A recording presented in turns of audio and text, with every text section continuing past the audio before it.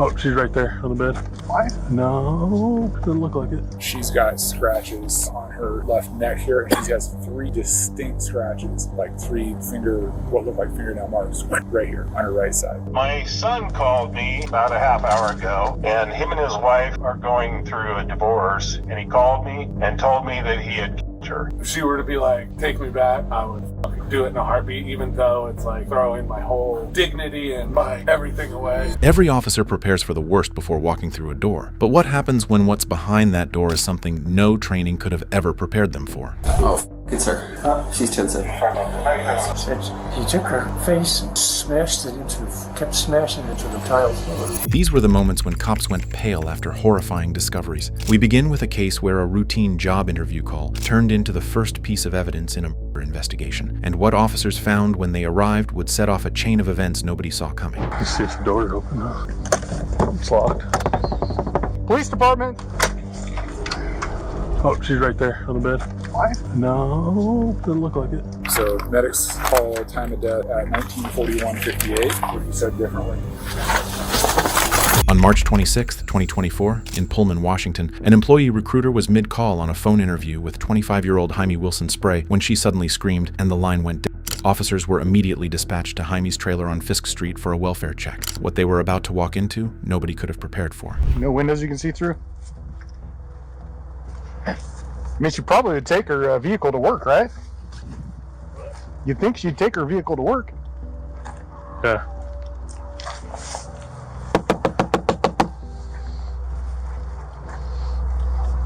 Got enough to. See if that phone rings. Yeah. I can't unless she was with somebody. And Here, I'll let you listen because. I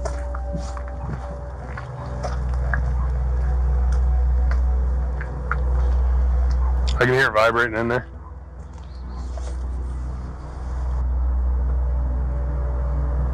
That's no good. It's vibrating. That's probably enough to make entry, huh? Yeah. Let's see if the door's open now. It's locked. Police department. Jamie!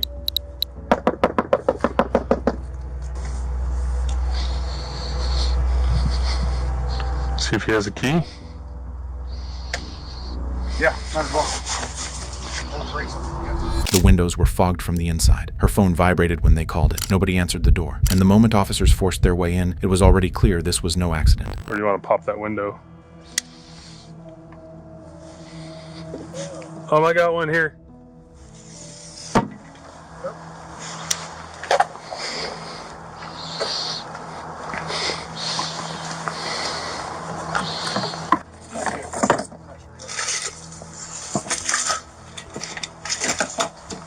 Oh, it's hot as there. Smoky? Kinda. Yeah, something's burning. Burner's on. There's an open window. We haven't found anybody yet. I will call you back.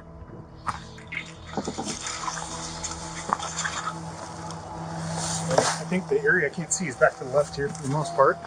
Yeah. That burner is. She is, he called me again.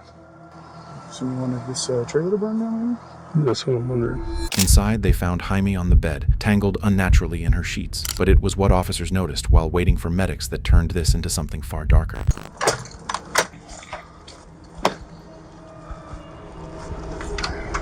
Oh, she's right there on the bed. Why? No, doesn't look like it. Oh, shit.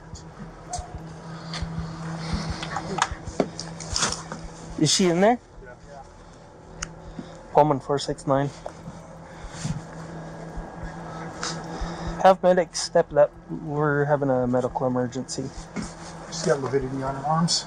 Does she? Yeah. Holy shit. She's got lividity. Anybody got any ones? Check the pulse. Yeah. The stove was on. Yeah, it's like it's like 120 degrees in there. Like someone was trying to burn it down.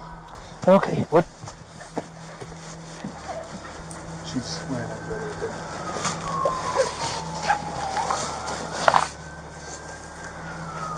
there. The gas was on? The stove was on. The burner was on. It's like 120 degrees in there. Burn it.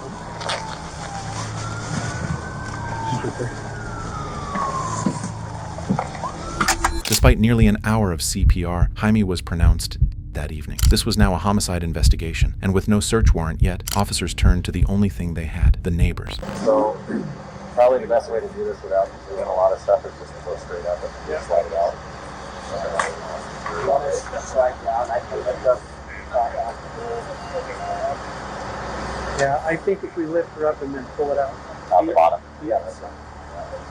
I can grab the tarp while they pick up and pull it straight out. Hello. Hi, I'm sorry to bother you. Shizu. Oh, sorry. Come on, honey, get it. Shizu, come on. Hi, sweet pup. Get in here. Yes, ma'am. So I am contacting you. Quit. There was a major incident behind you, and I was curious if. Hold on, come here. Shizu, come on. Damn it, come here. Shizu, get in there. Let me get my shoes. Okay. You're a pain in the butt. Okay, now what? That's okay.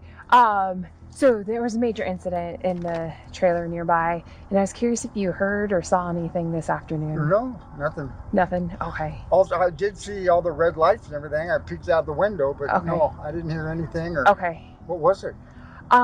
Somebody has passed away. So, we're just trying to get to the bottom of what occurred. So, you didn't hear anything, didn't No, see ma'am, I anything? sure Okay. didn't. And I'm sorry, what's your name again? My name is Dean. Dean. And Dean, what is your phone number? What's yours? It's 911. Well, thanks for your time. Sorry to bug you. Have a better evening. Yeah, I knew something happened. I'm sorry. No, I'm just saying, it just was right there. Like, in Moscow with the kids that got killed. Yeah. It's only 7 miles here. Yeah. That's okay. Crazy world we live in. It is. That's why I stay to myself and my idiot dog. Your dog is sweet. Oh, she just loves everybody. I can tell. She is a sweet, sweet girl. You even let her climb on you? I love dogs. It doesn't bother me at all. So do I. What was your name? Heidi. Heidi. Hi. My name's Heidi Lamley. I'm a police officer with the city of Pullman. Sorry to bother you. We had a major incident occur with one of your neighbors this evening. Oh. And so I was hoping to find out if you guys heard or saw anything. Okay. Sorry. That's okay. I thought you were some church ladies I saw. Oh no, sorry. Yeah. Just been chilling, watching TV, playing some video games. It's my day off. Okay. Type of thing. Have you been home all day? I went to the grocery store around. I was back by 5. Okay. Do you know your neighbor that's kind of kitty corner to you in the white trailer? Those ones, no, the ones they have the siding tucked up to that fence, this guy's fence on the back side, or? I think so, yeah. All I know is really that siding got blown off in the last windstorm. Okay. That's about it. Okay. Most had nothing useful to offer, but one witness remembered 2 things that would quietly crack the case open. A scream she had brushed off, and a maroon SUV she had seen before. Hi, I'm Officer Grimmer. Okay. So you live in the black and white Imagine. The black Imagine. Number 7. Okay, what time did you leave? I don't know exactly what time I left. I got to the gym at 5:55 because I paid for parking, so the timestamp's on there. So maybe like a little bit before that, maybe like 10-15 minutes before that. So you were at the gym 5:55. So tell me from like just before you left until you get to the gym. Yeah, so actually the pizza got delivered as I was changing to go to the gym, so like it all was within like a pretty close time frame. Okay. And then I got out there because I know the numbering's kind of weird, so I like stuck my head out and told the guy where to go, but I gave him the wrong direction and I told him to go that way. He got sent back this way, so the neighbor next to me should also know about the pizza. Okay. And then they came back and delivered it to the house. To your house? No, to the other house, the one that's on this side. So it should be 6. So the correct one. So the white one. Okay. So the. Okay. So the pizza went to the Mallard, to the white RV, directly next. Okay. And then I changed, and I think it was like a little bit after the pizza got delivered that I heard the scream. Do you remember what pizza? Was it like? It was Domino's. Domino's? Yes. Delivery driver came. It was white. I didn't get to see like the entire car, but it was a white car. Was the pizza person still here when you heard the scream, or were they gone? They had left. I don't know. I mean, I didn't see their car in the window anymore, and like I saw them go up to the door. Because I watched him. I feel really bad for them because the numbers aren't on there. So I watched him go to the wrong neighbor's house, and then I saw that neighbor point him into the right direction of the right house. If that makes sense. And I saw him walk over to the right house and go in, or like go around the corner. And when did you hear the scream? Shortly after? Yeah, it was like shortly after the pizza got delivered. Like I said, I couldn't really make out what kind of scream it was. I figured it was like an excited scream. I saw that the neighbor had a visitor, which she normally doesn't have. And we're talking about the mallard? Yeah, the white one, right? So she normally doesn't have anyone in there. It's usually just her. It's just like her and her truck. But I saw that she had like somebody else there, and it was like a red SUV. I think it might have been her significant other. I saw them like move their RV the day that like she got here, and it was the RV and then another car. Well, the RV with the truck, and then that red car had moved her in, and I did see the guy, and they like kissed. So I'm guessing it's like her significant other. Okay. And I didn't know if it was like an excited scream or like a scary scream. Okay. So is there a red SUV? Yeah, it was like maroon. You saw the visitor? I didn't see him, but I mean, I saw him drive the car when he dropped her off here, so I know that it was a man. Like, dropped her off today? No, like when she moved in. She moved in a little bit ago. Like, I think like within the last like month and a half. Oh, she hasn't been here for very long, so I like just happened to be home when she was pulling the RV in, and so I just heard.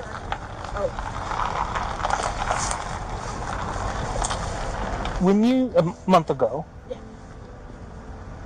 describe that guy to me. Oh God. I didn't really see him super duper well because like the RV windows sit at a certain angle, so like I didn't see his face very well. I'm gonna be honest, he was like bending over a lot, so I got a great shot of his butt and nothing else. I mean, he's taller than her, darker hair. I think that's all the questions I got. So I'm sure somebody's gonna talk to you. Okay. Should I just stick around? You can go home. Okay. If you want to, but yeah. I would probably just drive around. Investigators tracked down the Domino's driver who had delivered to Jaime's trailer that evening. What he described gave them something concrete. A tall man, light brown hair, glasses, and a reddish-brown SUV. No tip, no acknowledgement. Just took the pizza and shut the door.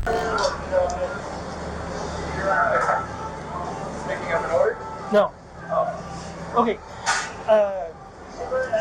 I need to track down a delivery driver that made a delivery earlier because I need to talk to him. It's not in trouble. And I don't know who it is. Can you look up an order or something? Yeah, I only started a couple months ago, so I'm going to go ask my manager really quick. Okay. Okay, so I'm trying to track down a delivery driver. Yep. Not in trouble. Yep, that's good. But I need to ask him some pretty sensitive questions. Can you look up an order and tell me who that driver was? Do you have a description of the car? They said it was like a white sedan. Okay. Yeah. I just need to talk to them. They're not in any trouble. I don't feel very comfortable giving out my employees' information. Yeah. Unless I like have some details or anything you can work with me on. He delivered to a house, and we just need to know what he saw. Gotcha. Okay. So it would have probably... What was it? It was recent, right? Yeah, today. Probably around 5:30, between 5 and 5:30. Okay. What was that? Is it a specific address or like a general neighborhood? I can give you an address. Oh, sweet. Yeah, what's that address? 605 Fisk. Okay. FISK. Give me a second. I'll be right back. Okay. The driver in question is on a delivery right now. We'll be back in like 8 or 9 minutes if you want to talk to him in person. Yeah. So again, he's not in trouble. I just need maybe like 5 or 10 minutes of his time. So, but yeah, it's worth me waiting. Okay, cool. So. Oh, do you want to talk to him in your car? Yeah, Okay. just where it's quieter. So I'll just be sitting in my car. Okay, thanks, man. Got some pretty sensitive questions to ask you. Okay. Okay, so you're not in trouble. Right. Nobody's complained about you. Okay. I just need to see what you saw on something. Okay. Okay. I'm assuming something happened at that place then. More than like, Okay. you'll okay. Yeah. So okay. So earlier today you made a delivery Yes. to the trailer park. Yes. Okay. Do you remember that one? Yes. Okay. Just walk me through what that delivery until you left. Okay. So I go, down Whitman, across upstate, down Fisk to the trailer park, top row. Yep. I'm looking at the numbers. It starts with 1. It goes down the last, like, semi-mobile home. You know, the ones I'm talking about. It's like 4 or something, right? Okay. So I'm counting the numbers, and then I see 3 campers. Yeah. And they don't have numbers on them, so I'm like, okay. So I count spaces. I say, this is 5, maybe this is 6. So I go down. I can't see any numbers, and there's no like markings on the electric boxes like some other parks have. So I call the customer. Called her once, didn't answer. I think her name was Jenny. Starts with a J maybe, but called her again, didn't answer. And as I'm about to get in my car and knock on, I believe she said 7. The lady comes outside, her neighbor, says, "Are you looking for 6?" And I said, "Yeah." And she said, "It's over there." And I thought she meant the other direction, so I go down, I knock on 8. He's like, "Who are you looking for?" I said 6. He said, "It's that way." So I turn around, go back to 6, and as I pull up, or as I walk over, a reddish, brownish truck, I believe possibly SUV, pulls up. A tall guy with glasses, light brown, I'm almost certain a beard, comes out. Goes into the trailer, and I'm like right behind him. I don't know if he sees me or not, but as soon as like I hear him close the door, I'm at the door. I knock. He opens the door back up, and I say, "Lady's name," and he says, "Yeah," and then takes the pizza. And I thought it was weird that he didn't like acknowledge me at all, because you think if someone's ordering pizza, they know the pizza guy's coming, and they'd be like, "Oh, hey, this is for me," is usually what happens. But he just went straight in there. So I just went behind him, knocked on the door, and then he opened. He wasn't really friendly, but I said the name, he said yes. 6'3"? He was very tall. So 6'3" would probably be by my estimate, I'm 5'6". Late 30s to mid 40s. I almost want to say I remember him as nearly a redhead, but I don't want to say that for sure. He definitely had lighter brown hair, glasses. Ring camera footage from a neighbor confirmed everything, and when investigators ran the SUV's license plate, the name that came back stopped them cold. Yet during this interview, the team back at the crime scene also received something vital. Neighbors living on the road approaching the caravan site provided the cops with their Ring camera footage, providing them with evidence that would lead them straight to the killer.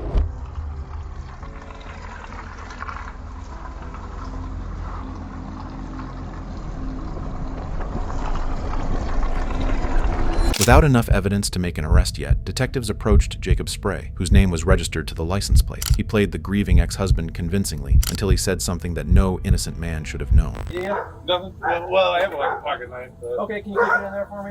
Yeah, I'm not. But what's going on with Jamie? I need to seriously know, because you guys got me freaking the out, because you called me.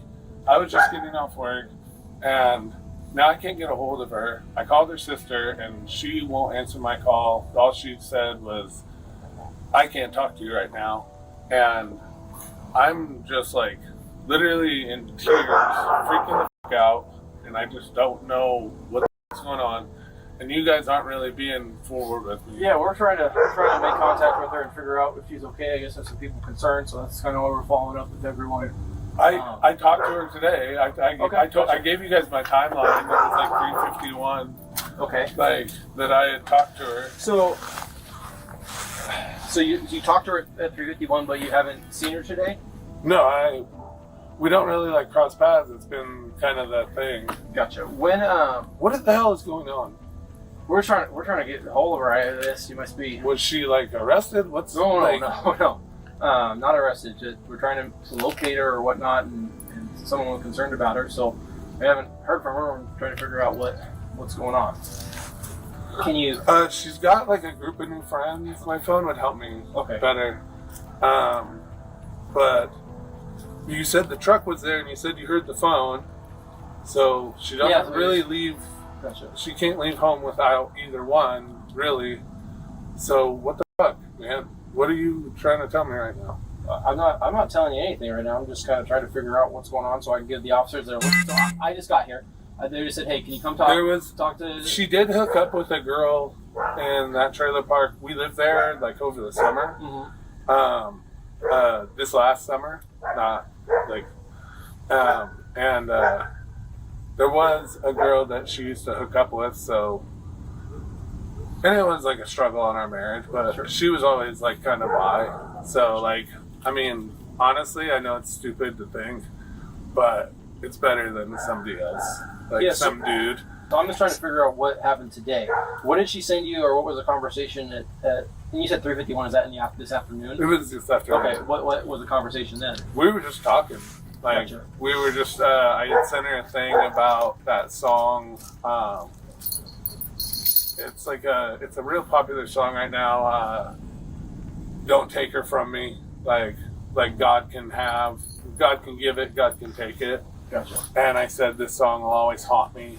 And then I was like, and then the other one from, we were always on road trips, and it says, from strangers to friends to lovers to lovers to friends to strangers.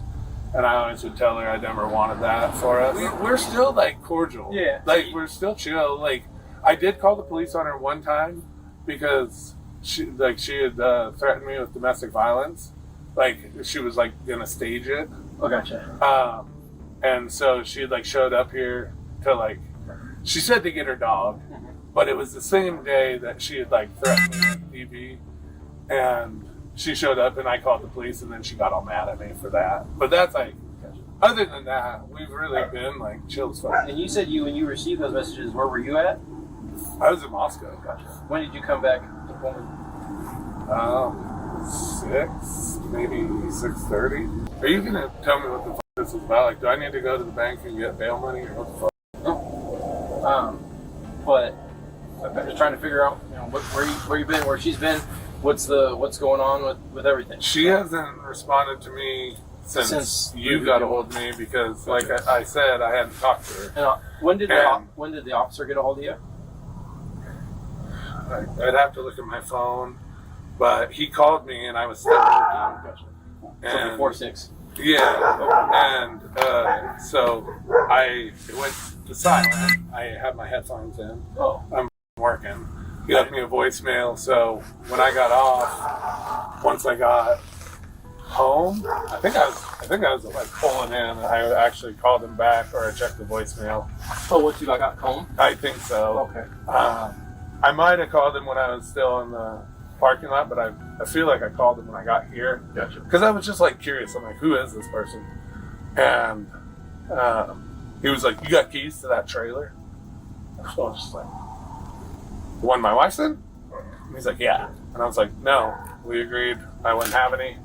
She's got the set of keys, and I have a set down in Lewiston. And I offered to, because he was like, well, we need to get in there. There was a disturbance, like a checking on the peace. And that was all I ever heard. And then I think you called me, or somebody called me and said, I can hear her phone ringing in there. And so now I'm worried because she was supposed to fix the propane thingy, like the propane reader. It had broke. And so I was thinking maybe she got like carbon monoxide poisoning, but also I know she's been hanging out with people, so I don't know, like, if she's, like, done some bad blow or something. And then I called my dad, just because I was trying to figure out what the hell was going on. And nobody was talking to me, so. What's your dad's name? Randy. Randy? Yeah. What'd you tell him about what's going on? Not much. I just needed to know what I should do and if I needed to get money, because I thought I was going to have to bail her out for something. Gotcha. Okay. So I was just trying to figure out, like, how he does it. Gotcha.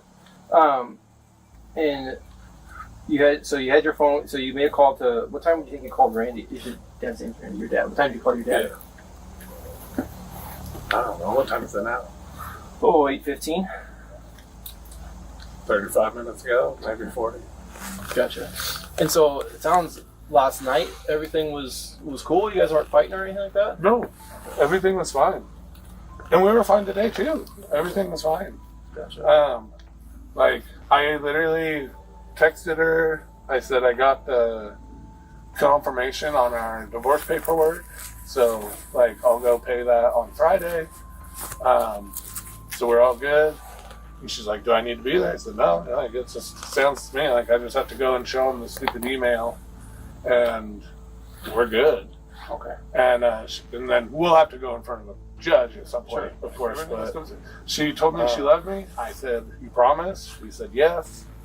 Like, I'm sorry, I'm kind of needy. Like, I still love her, even though she left me. Like, I'm still, like, I've told her numerous times, like, we can't go back. But honestly, if she were to be like, I'll take you back, I'd fucking go back. Gotcha. I think it was just a stress of both of us. You know what I'm saying? Like, we just both were, like, in a position of, this is about to be crazy, and can I pull this off? Like, you know, I don't want it. Sure. But she wants it. I love her. We'll do it. Do I, like I said earlier, if she were to be like, take me back, I would do it in a heartbeat, even though it's like throwing my whole dignity and my everything away. But no, like, she was telling me today, she was saying that $1,000 I gave her, she was like, I think I'm going to use it and go to California. And I was just like, all right, yeah, like, you do you, have fun. I hate that you're going far away, but... Like, she was like, move to California or just visit? So she said she was going to move to Spokane and stay with Danny, and then her and Danny were going to go to California. He's like a California native. He's like a rich boy. Gotcha. And he's gay, so... I really wasn't worried about it. I'm like, yeah, go be roommates with Danny. But yeah, that's what she was talking about today when we were chatting. Okay. While detectives kept Jacob talking, another call was coming in that would change everything. It was Jacob's own father on the line, and what he told officers sealed his son's fate entirely. Hi, Randy. This is Officer McNanny with the Pullman Police Department. My dispatch said you had some information, so I was just giving you a call to follow up on that. And just so you know that our calls are audio recorded. But what? Can you tell me your full name real quick? My name is Randy C. Spray. Okay. And so you're up in you're in Coeur d'Alene right now. Is that what?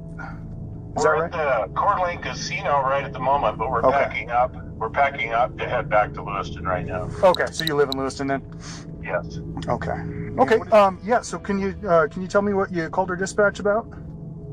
My son called me about a half hour ago, and him and his wife are going through a divorce, and he called me and told me that he had killed her.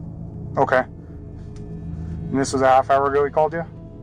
About a half hour, 45 minutes ago, yes. And he told me not to call the police, and I told him I would. Okay. Did he say anything else about what happened, or? No, he just said that do not call the police. I killed my wife. Okay. And he said he shot her? I don't know what he did, honestly. Okay. Okay. He just killed her. Okay. How do you know it was your son that called? I know my son, and it was his. It came up on caller ID. It was his phone. Okay, and you recognize his voice? Absolutely. Okay. So did he give you any other detail about what he was doing, or what led up to this? No, he just said he killed her, and for me not to call the police. Okay. And who else did you call tonight? I called my father. Okay. What'd you tell your father? That I'm freaking out because the police called and that Jamie's not answering my phone calls and I don't know what to do. And I asked him if he could call her and see if she's okay and maybe she's just ignoring me. Yeah. And not like actually her. Okay.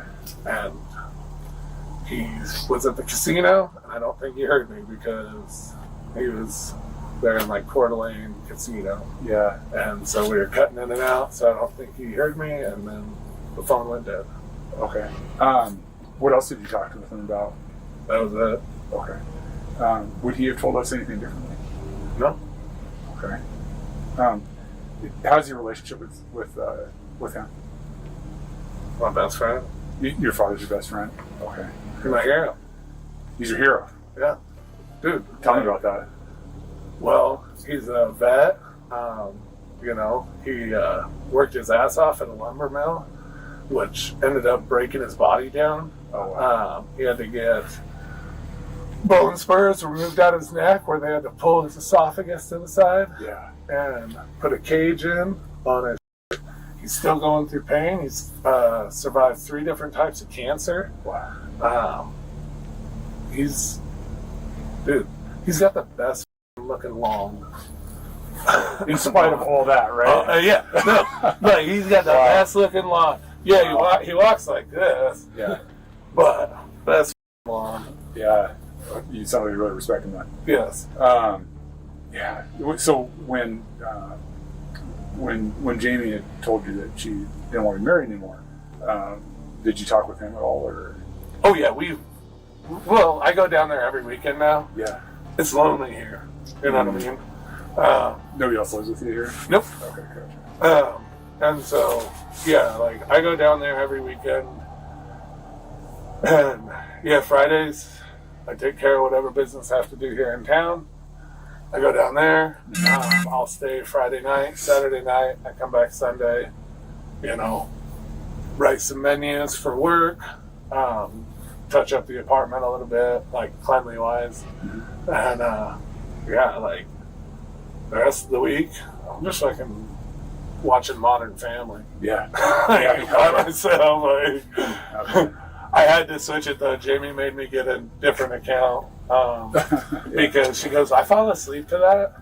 And I was like, is that why I didn't find out how they had a baby? Yeah. I was like, I was trying to figure out how they had a baby. She's like, yeah, it's my bad. Like, I just had a plan. I'm like, okay. I was like, yeah, I'll step over account because I'm actually trying to watch it all the way through. Okay, I got you. So the cops called about Jamie, and I can't get a hold of her. Okay. I said, would you call her? Uh-huh.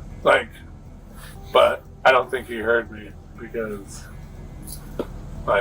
he didn't say yes. So that we had a chance to talk with him, and he shared something a little bit different that you had shared with him. Can you tell me a little more about that part of it, though? What did he say? Well, he told us something slightly different, and I suspect you might know what he said differently.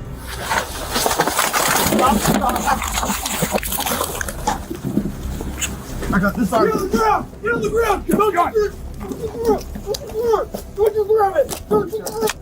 the ground! I got this armpit. That's armpit.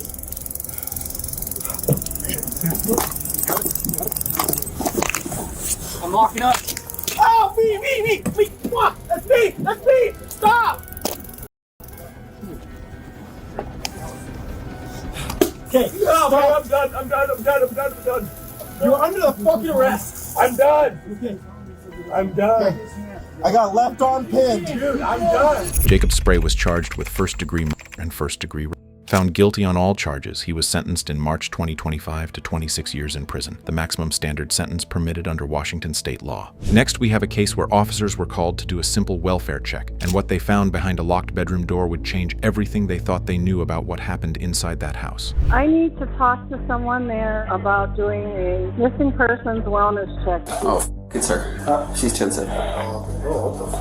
It gets weirder and weirder. I'm calling because I'm here at your mother's house, and I do need to let you know that she is deceased. I'm very sorry. So when you moved her from the floor to the, it was just normally like I was like grabbing her wrist and just went like that. Put her in the shower. I kind of put the bag on her face. On November 22nd, 2022 officers received a call from a close friend of 69-year-old Cynthia Berenzon. Her car had been found at the San Diego-Mexico border, along with her 4 dogs. And according to everyone who knew her, there was one thing Cynthia would never do: abandon those dogs. How can I help you?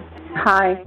I need to talk to someone there about doing a missing persons wellness check because I just got a call from San Diego. I'm now in Texas, and I just got a call from at the border. They found her vehicle and her 4 Shelties, and the Shelties were all in my name for whatever reason, but she's a breeder. I have Shelties, she has Shelties. Okay. And I haven't been able to reach her for days. They found her car. What's her name? Cynthia Berenzon. Cynthia Brinson. She has health problems. She's diabetic. She's had several strokes. And all 4 dogs, she'd have never left those dogs in that car. She'd have never gone anywhere without saying, Ronnie, I'm going to California. You know what I'm saying? She'd have never gone anywhere like that. Something has happened. Officers responded to her home, found no signs of forced entry, and left without going inside. Days later, her son called back, frustrated and alarmed. He pushed until officers agreed to return. What was waiting for them inside was something no welfare check should ever turn into. Hi, I want to see if a well check was done on a certain address. Okay, give me 1 second, sir. Las Cruces? Yeah. Okay, you said you want to see if a welfare check was done. When was it called in? Last night. It was requested a few times, and then my uncle said they went to the house, but nobody actually went into the house. And I need to know if my mom's actually alive in the house or not. Okay, give me 1 second. We are not advised of the situation. There doesn't seem like anything further occurred at the address, so I don't know. They didn't find anything suspicious out there. Yeah, I need them to actually go in the house because she has a medical condition. She could have possibly died. Okay, like I said, it's not showing if anybody made it inside the residence. Yeah, they didn't. My uncle was there and said they wouldn't go in. So I'm calling to see if they'll actually go in the house. Okay, so you want to put in another call for service, see if we can get somebody to go inside the house for you? Room by room, the house seemed normal until they reached a locked bedroom door. The smell coming from behind it told them everything before they even forced it open. Police department! Police department! Anybody inside, can you come out with your hands up and empty, please?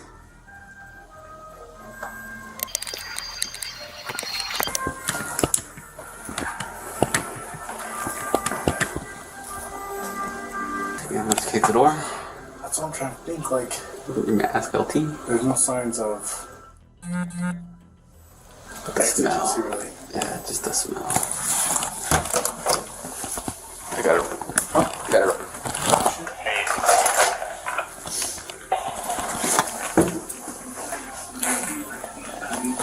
That's on over there.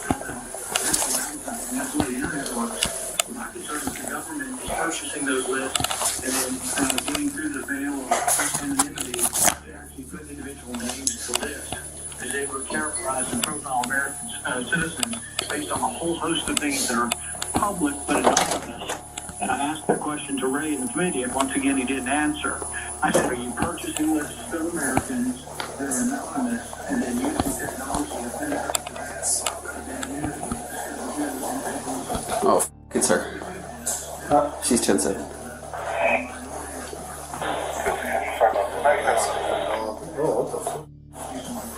It gets weirder and weirder. On the surface, given Cynthia's history of severe diabetes and multiple strokes, it looked like a tragic but natural death. But as detectives looked closer at the rest of that house, nothing added up. So we clear the residence. One of the friends has a key to the house.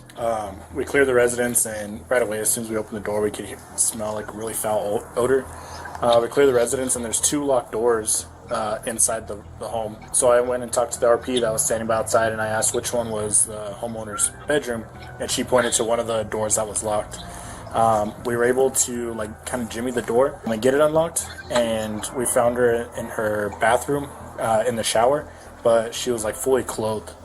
And her door was locked. Not a single cleaning product anywhere in the home, yet every surface had been wiped down. The rugs were gone. The blankets were gone. The kitchen had been stripped bare. Someone had been there, and they had worked very hard to make sure investigators wouldn't find what they were looking for. The tape you used for a rug?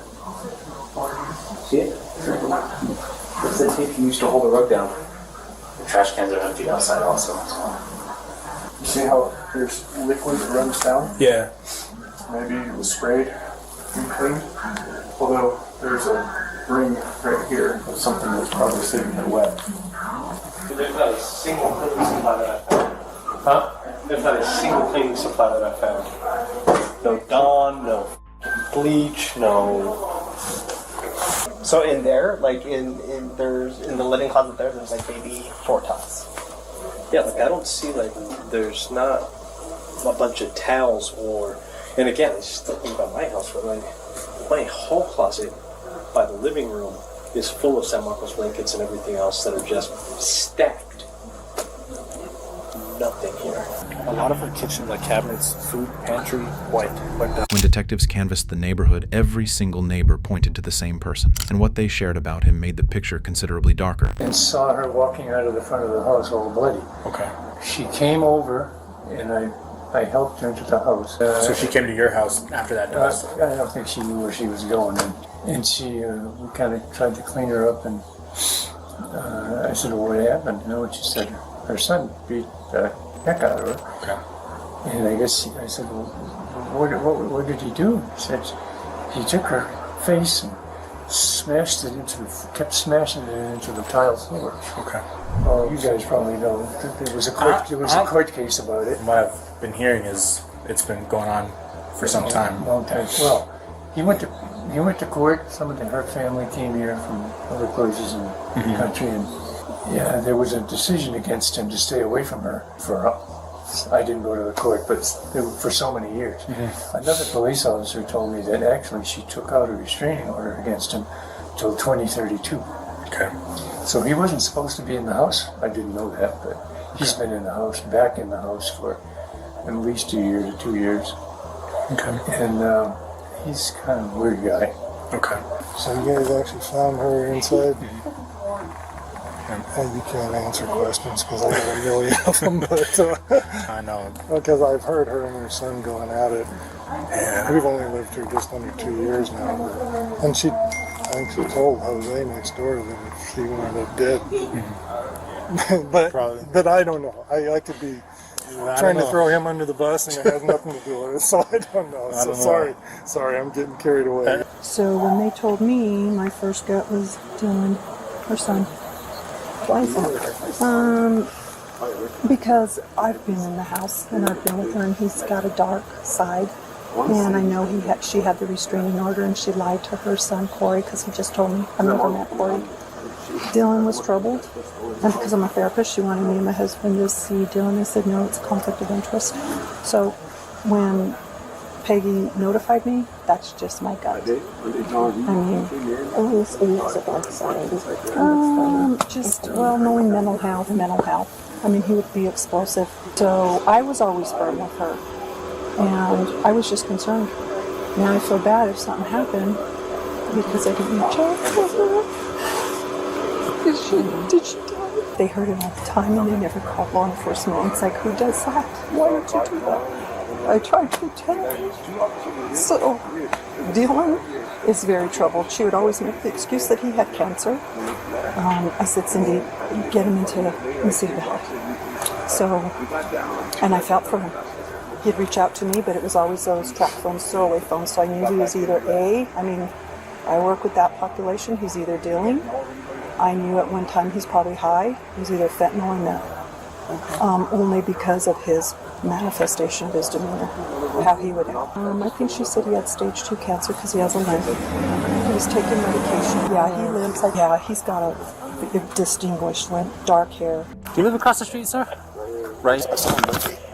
You saw him Saw Monday? the son Monday, yeah. For sure. So like, but like you recognize him. Oh yeah. What was he in? He was in the black Buick. Do you remember about what time it was? I was already pulling in the trash can, so that was about 5, right before it got dark. 5. And I came to be nosy. I've been like, he's a real shady guy, man. Okay. Like shadier than shady. So I'm always like, okay. And I want to say another guy came in and parked, and they went. I remember sitting in my truck, and this happens all the time. I always keep an eye out for, I don't know. It's like, okay, look, and they went in, and I was like, they closed the garage door, and I was like, right. So it was 2 vehicles or just 1 vehicle? It was 2 vehicles, but I just cannot remember what the other one was. It was a light colored. Do you remember? You don't remember what kind of plate or tinted windows, anything like that? And he came around the corner, and I'm always just. Yeah. This is your neighborhood, so you're always watching everybody. Yeah. The autopsy results threatened to shut the entire investigation down, but detectives refused to walk away because no natural death explains a house that looked like that. Hello? Hello, this is Corey. Hi, Corey. This is Detective Martinez with the Las Cruces Police Department. How are you? I'm good, thank you. I'm calling because I'm here at your mother's house, and I do need to let you know that she is deceased. I'm very sorry. I do have to ask you a couple of questions about her medical history. Yes. Okay. Can you tell me what was going on with your mom? Medically, she's had probably 3 strokes. She had really bad diabetes. Last I know, she was doing okay. I don't know if she was taking her insulin or anything correctly or eating correctly. I never really got a straight answer from her. But my biggest worry was always my brother, who I'm hearing that the neighbors found out that he had been there, and my worry is that he would harm her again because he hospitalized her a couple of years ago, and that's why she had a restraining order on him. So, like, did he kill her? We don't know. I am the head detective on the case. My partner is still coming back from Albuquerque. He did give me a call. He let me know that there's nothing suspicious. So, they're saying that she did have a lot of heart issues that they could see in the autopsy. So that's what they're thinking. Natural causes. Natural causes. What's suspicious to me is the way she was found. So either way, we're still looking for Dylan. She was found in the shower. She was fully dressed. So we don't know if she was cleaning and that happened to her. Yeah, no reports. He could have called us, told us what happened. House is empty. The house was empty? Mm-hmm. There's no blankets, no cleaning products, no food. So, again, very suspicious. We didn't even know. We didn't know that Dylan was out of jail. We were not told. Is it possible that he would have put her in the shower? No, because there's no bruising, no, you know what I mean? Nothing that indicates she was grabbed, she was forced. No, she had been pushed? No head trauma. That's what I'm saying. Maybe she was dead already and he put her in there. There was a person who gave me a number for Dylan, but he changes numbers all the time, so. Oh, so you wouldn't be able to triangulate his phone or anything like that? Not if it's turned off, and if it's a burner phone, he might have thrown it away. Just as the case was losing momentum, a bank employee called with a tip that changed everything. Can I help you? Yes, my name is Lainey Smith. I'm with Pioneer Bank. I'm calling about a missing person out of Las Cruces by the name of Cynthia Bereza Dizin. I don't know how to say her last name, sorry. And so what's going on? You said she's been reported missing? Yeah, I believe that I believe she is missing. We've seen a lot of information out on Facebook about that she's missing. Found her car in San Diego, stroke, whatever. I believe she is missing. I am calling because it appears by our ATM footage that her son has her debit card and her PIN, and he has dumped her account out. And I have that footage, and so I just wanted to call and let you guys know that, because somebody needs to know that. And roughly how much money did he withdraw? I haven't looked all the way back yet, but it's thousands. It's a lot. He's completely drained her account. But they've taken out thousands of dollars through the ATM. but there are, I don't even know how many, because I haven't dug into it yet, but it looks like they're going to Walmart and buying gift cards, because there's just a crap ton of charges at Walmart for like $101.14, so I think they're buying $100 gift cards, to be my guess. Okay. The ones that I saw, most of the ATM withdrawals, I want to say that they're $500 each, and they've just dumped it out. Initially looking at this, it looks like this started about October the 11th when they started taking all this money out. Where we're at right now, like she explained, the financial part of it. That's going to be our key to initially figure out if we can do a charge on that, preferably do a warrant for them. As soon as they pick him up, they'll notify us, and we want to get to him as quick as possible. Detectives got close to Dylan through someone he trusted, but before they could close in, he went dark and stayed that way for months. This is about Cynthia Brandon. They haven't told me anything about how she passed or anything, but the family told me that I got into any contact with the son to contact you guys. How do you know that? Okay. Dylan and my daughter went to school together.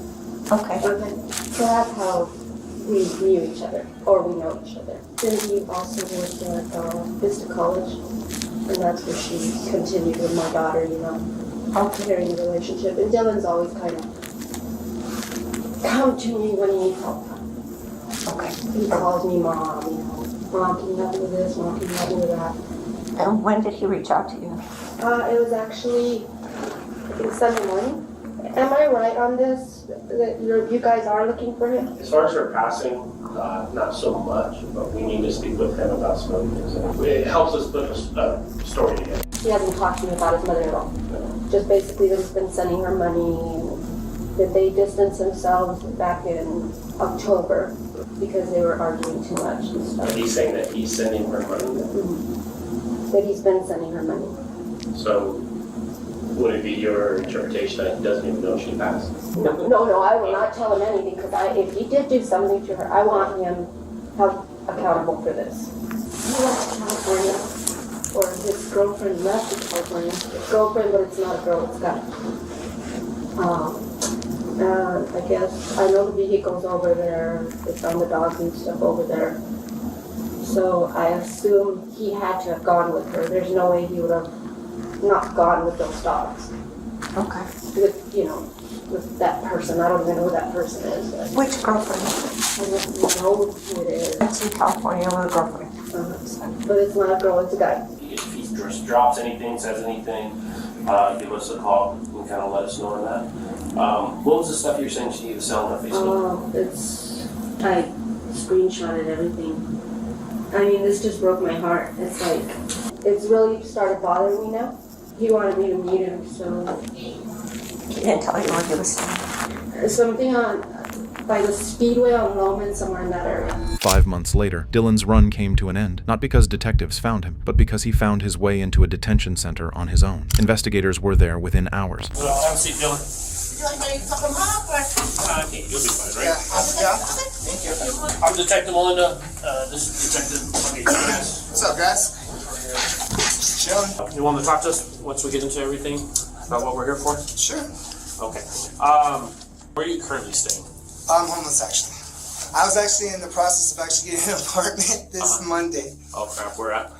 Either off of Fleming, Missouri, or I was looking at the apartments off Telshore. Okay, nothing specific. Nah, just it's all up in the air. Okay. Before, how long have you been homeless? I'd say about 5 months. 5 months. Prior to that, where were you living? I was staying with my friend. Okay, and who was that? I don't really have to give a name. Okay. When was the last time you lived with your mom? Shit. Let's say I last talked to her probably about October, September-ish. It was the last time you talked to her? Yeah. Okay. I stayed with her for like a week or so. That's about it. Okay. And how did that go? I know you guys had it was tumultuous past. Yeah, it was kind of always a conundrum with us. We've tried this and that. I haven't actually gone to talk to her at all. I tried to call her, but I don't know. Like, and then being on the streets, I don't know, just like it just got out of hand. I don't know how else to say it. The last time you talked to her would have been October, September? Yeah, maybe like about September 12th or something. Why does September 12th stick out? I don't know, just giving like a date in general. What caused you to leave?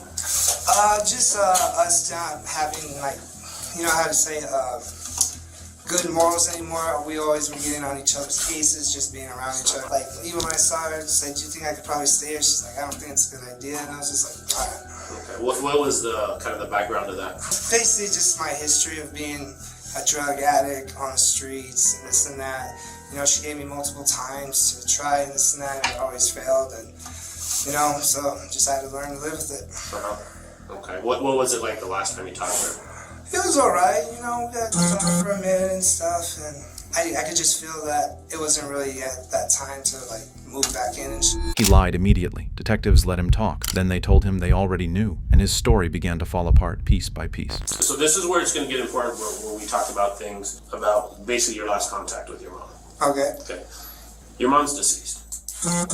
Yeah. What do you mean? Your mom's deceased. How could she be deceased? Your mom was found November 21st of last year at her house, deceased. How the hell am I just hearing about this now? I don't know if you're just hearing about it now.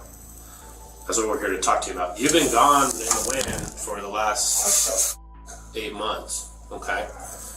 So the reason why we're asking you questions and we come here and we ask you specific things is because we're trying to lay out a timeline, okay?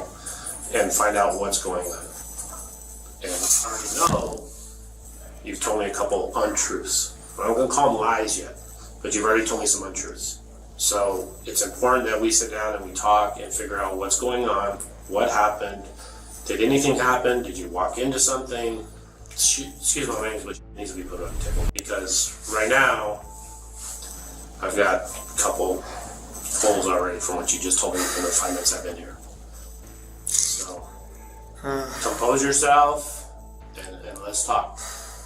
You know I didn't just come in here out of the blue, right? Yeah. So, I need you to be straight with me as much as you can. Good, bad, indifferent, whatever it may be, today's the date.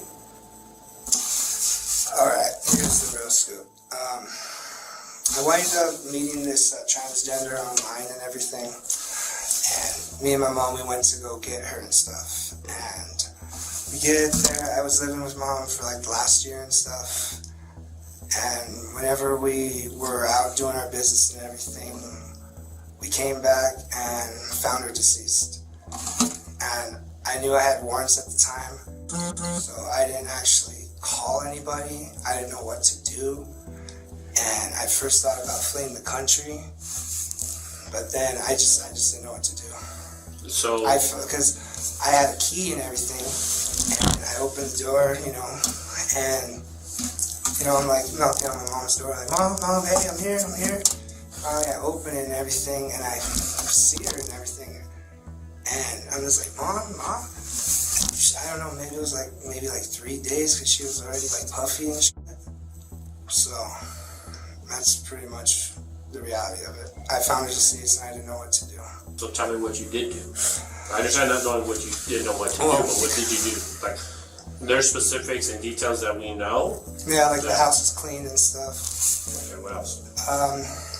That's pretty much really it. I was just so scared because I didn't want to get arrested and this and that, and that's pretty much really it. What do you mean by the house was clean?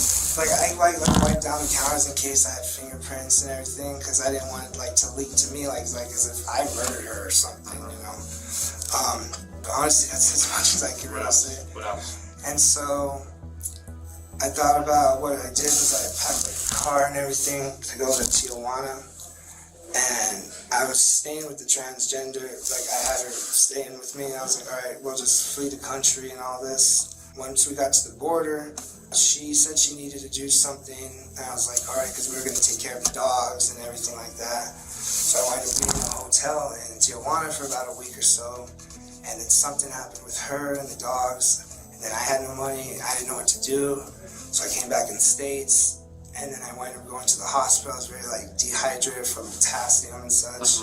That's really just the real whole scoop. What Dylan confessed to in that interrogation room was something investigators would not forget easily. You, this transgender, what was? She goes by Bianca. I don't know her actual real name. So you guys end up over there, you load up the car, you end up down in Tijuana. Yeah. Well, yeah, actually, you guys cross? Yeah, well, I crossed over.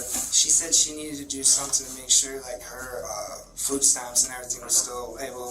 She was supposed to come back the next day, then she wound up lagging. She kept the dogs, right? Yeah, she wound up lagging, and then all of a sudden, I hear that she gets arrested or something, and then the dogs, I guess, were gone, and that's when I started, like, what the f to do? I didn't know what to do. So then I just crossed back over. Yeah, this is just something I've been, it's just bound to happen. So loading up the car, describe what you loaded. Oh, just like, necessities, shower gel, clothes, pretty much that, dog food and this and that. Cause like, yeah, like I said, we were gonna go to Tijuana, and I was like, cause like I said, I was like, I got warrants and this and that. I was like, what do I do? I was like, do I just own it up like a man? Say I found her, own it up like a man, what do I do? So yeah, I just was freaked out. We were there, so we've seen everything. So describe the kitchen to me. The what? Kitchen. It was fridge, cabinets. Yeah, it's cleaned out and everything. Just emptied out all the food and this and that. I don't know, just I didn't think of it, wanted to spoil. I don't know, just. You loaded it all into the car? Not all of it, just some of it, to take on the trip. The other stuff that would just been left around, just threw it away. Into the trash can? There at the house? Oh no, like one of the dumpsters around Pickwick and shit. What about furniture, blankets, rugs, anything like that? Nothing with the living room rug? Oh, like I said, like that, shampooed it and everything, that's about it. You shampooed it? Yeah, because like I said, there's dog on it and everything. And then what'd you do with it? Because it's gone. Threw it away. Where did you throw it at? Pretty much like the same like dumpsters around Pickwick. Or the Circle K, the one on Sonoma. By that car wash, back there behind the car wash? And you took her car? How did you get to her house? What's it called? Well, he said we were staying together and everything, and it was actually, I went and hung out with some friends for a few days and everything, and with Bianca and everything, and then that's when we came back, and everything was just, the dogs didn't, like I said, it was all, the house smelled like shit and everything. Came back, her door was locked when it's never locked, and I unlocked it and everything, and because there was like a horrible kind of smell already happening, and then found her, and I just panicked and freaked. I didn't know what to do. And what did you do? Tell me what you did. You opened the door to the house or to her bedroom? Yeah, get into the house. Yeah. And then the you door. see her right away, right? No, because her door to her room was locked. And I started yelling like, "Mom, you good?" I was like, "Oh, she's probably just in the shower or something." And then that's when I was like, Mom. So then I opened the door and everything, and then I started smelling something, and then I walk in the room, and she's like, I see her in the shower, she's just there, I'm just like, what the f-? And then I just panicked. I didn't know what to do. Because, living there, my fingerprints are everywhere. I just didn't know what to do. Nothing that I have is going to be indicative of her being put into the shower. Bro. I'm letting you either help yourself or dig yourself. Yeah. Does that make sense? So, I wouldn't ask questions if I didn't have an idea or an answer to what I'm asking you. If that makes sense. And here's the thing. If it was something more than what you're already saying, now's the time to do it. I mean, now's the time to repent or confess, whatever it may be. But it can only get better for you, if that makes any sense. But I need the truth from you. It was getting really bad for her, like health-wise, everything. Okay, my stepfather, Chuck Cordero and everything, he had a pension or whatever, big amount of money, all right? My mom was getting screwed around, she got scammed, all right? She got scammed out of $100,000, she wasn't even supposed to touch it. Her friend who's a lawyer and everything was telling her, like, why did she touch it, that she could actually face prison time and this and that. And like I said, her health was getting so bad and everything, like every day was just a battle. Every day, and I had to put up with so much shit. And just,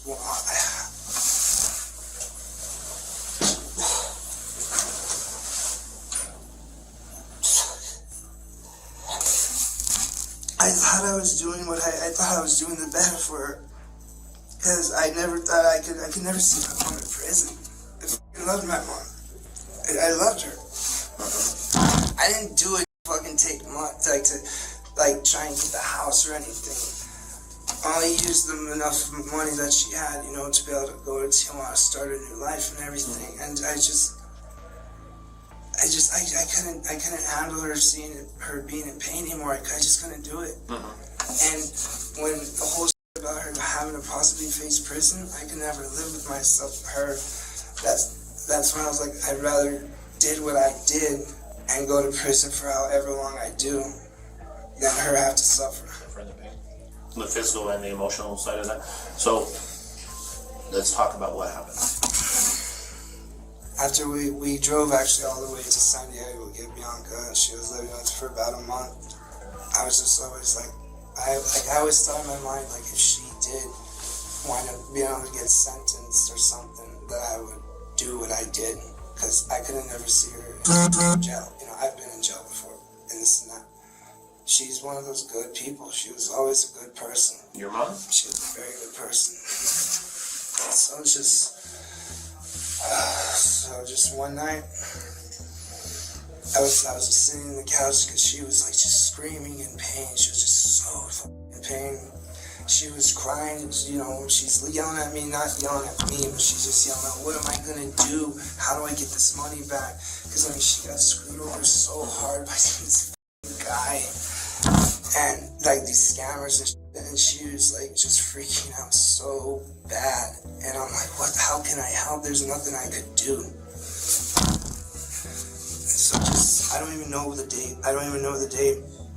I just went in the room. I looked at her. I gave her a big old hug. And I strangled her to death. That's basically it. How? I hugged around her, and I just held her as tight as I could around her neck, just telling her I love her, and I'm so sorry for this, but it'll be better for you. It's going to be a lot worse for me, but it'll be better for you. Okay, but like detail to me how you walked into the room, I just walked how in. you held her, where she was at. She was just laying on the bed and everything. Sometimes, you know, I always would have night terrors and stuff, so sometimes I would, like, you know, go in the room and lay next to her and stuff. So she was just laying on the bed like normal. And I laid with her, and then, I don't know, all of a sudden it just happened. I don't know what, it just happened. It just happened. Were you front or behind? Like on the side like this, and I started doing it, and then she started freaking out, so then I had to like really like get in there and squeeze in her, and then finally when she like passed, she fell on the ground. So were you standing or laying? At that point I was standing up, because once I got up and everything, she just like fell over and stuff. Okay. When you basically began to clutch her, you're both laying down on the bed? Is her back to you, or is her? She was kind of like this, and I was like on the side, and when she started like freaking out, that's when I kind of got a little more on top of her, like that, just around the neck. So more compression? Yeah. You think versus strength? I was like, at first I was more like that, because I know probably the hand marks are there at first, but then more would start like that. Did you have her more around the neck or around the upper chest area? I would say more like that, in a sense. Okay, so and this is what's kind of will help you along your lines. What's going through your mind at this moment? All I'm thinking about that she's just going to be in a better place, that I've suffered so much in my life. What's another prison sentence? I've gone through cancer. My dad used to beat the shit out of me. My brothers never liked me because I was a life on the streets. I basically did what I did because my life has been over for a long time. And like I said, I would rather have killed her than ever see her in prison. I would rather go to prison for the rest of my life, knowing that in my heart I know what I did was wrong, but I did it for a fucking reason. Okay. And during this whole period of time, where's Bianca? With me. She was there when it happened? Well, she was in the other room. She didn't know what I did until I told her. How after did you tell her? How long after, like right away? Like about an hour. Because I was just sitting there next to her, just like... So what was her response? She was freaked out.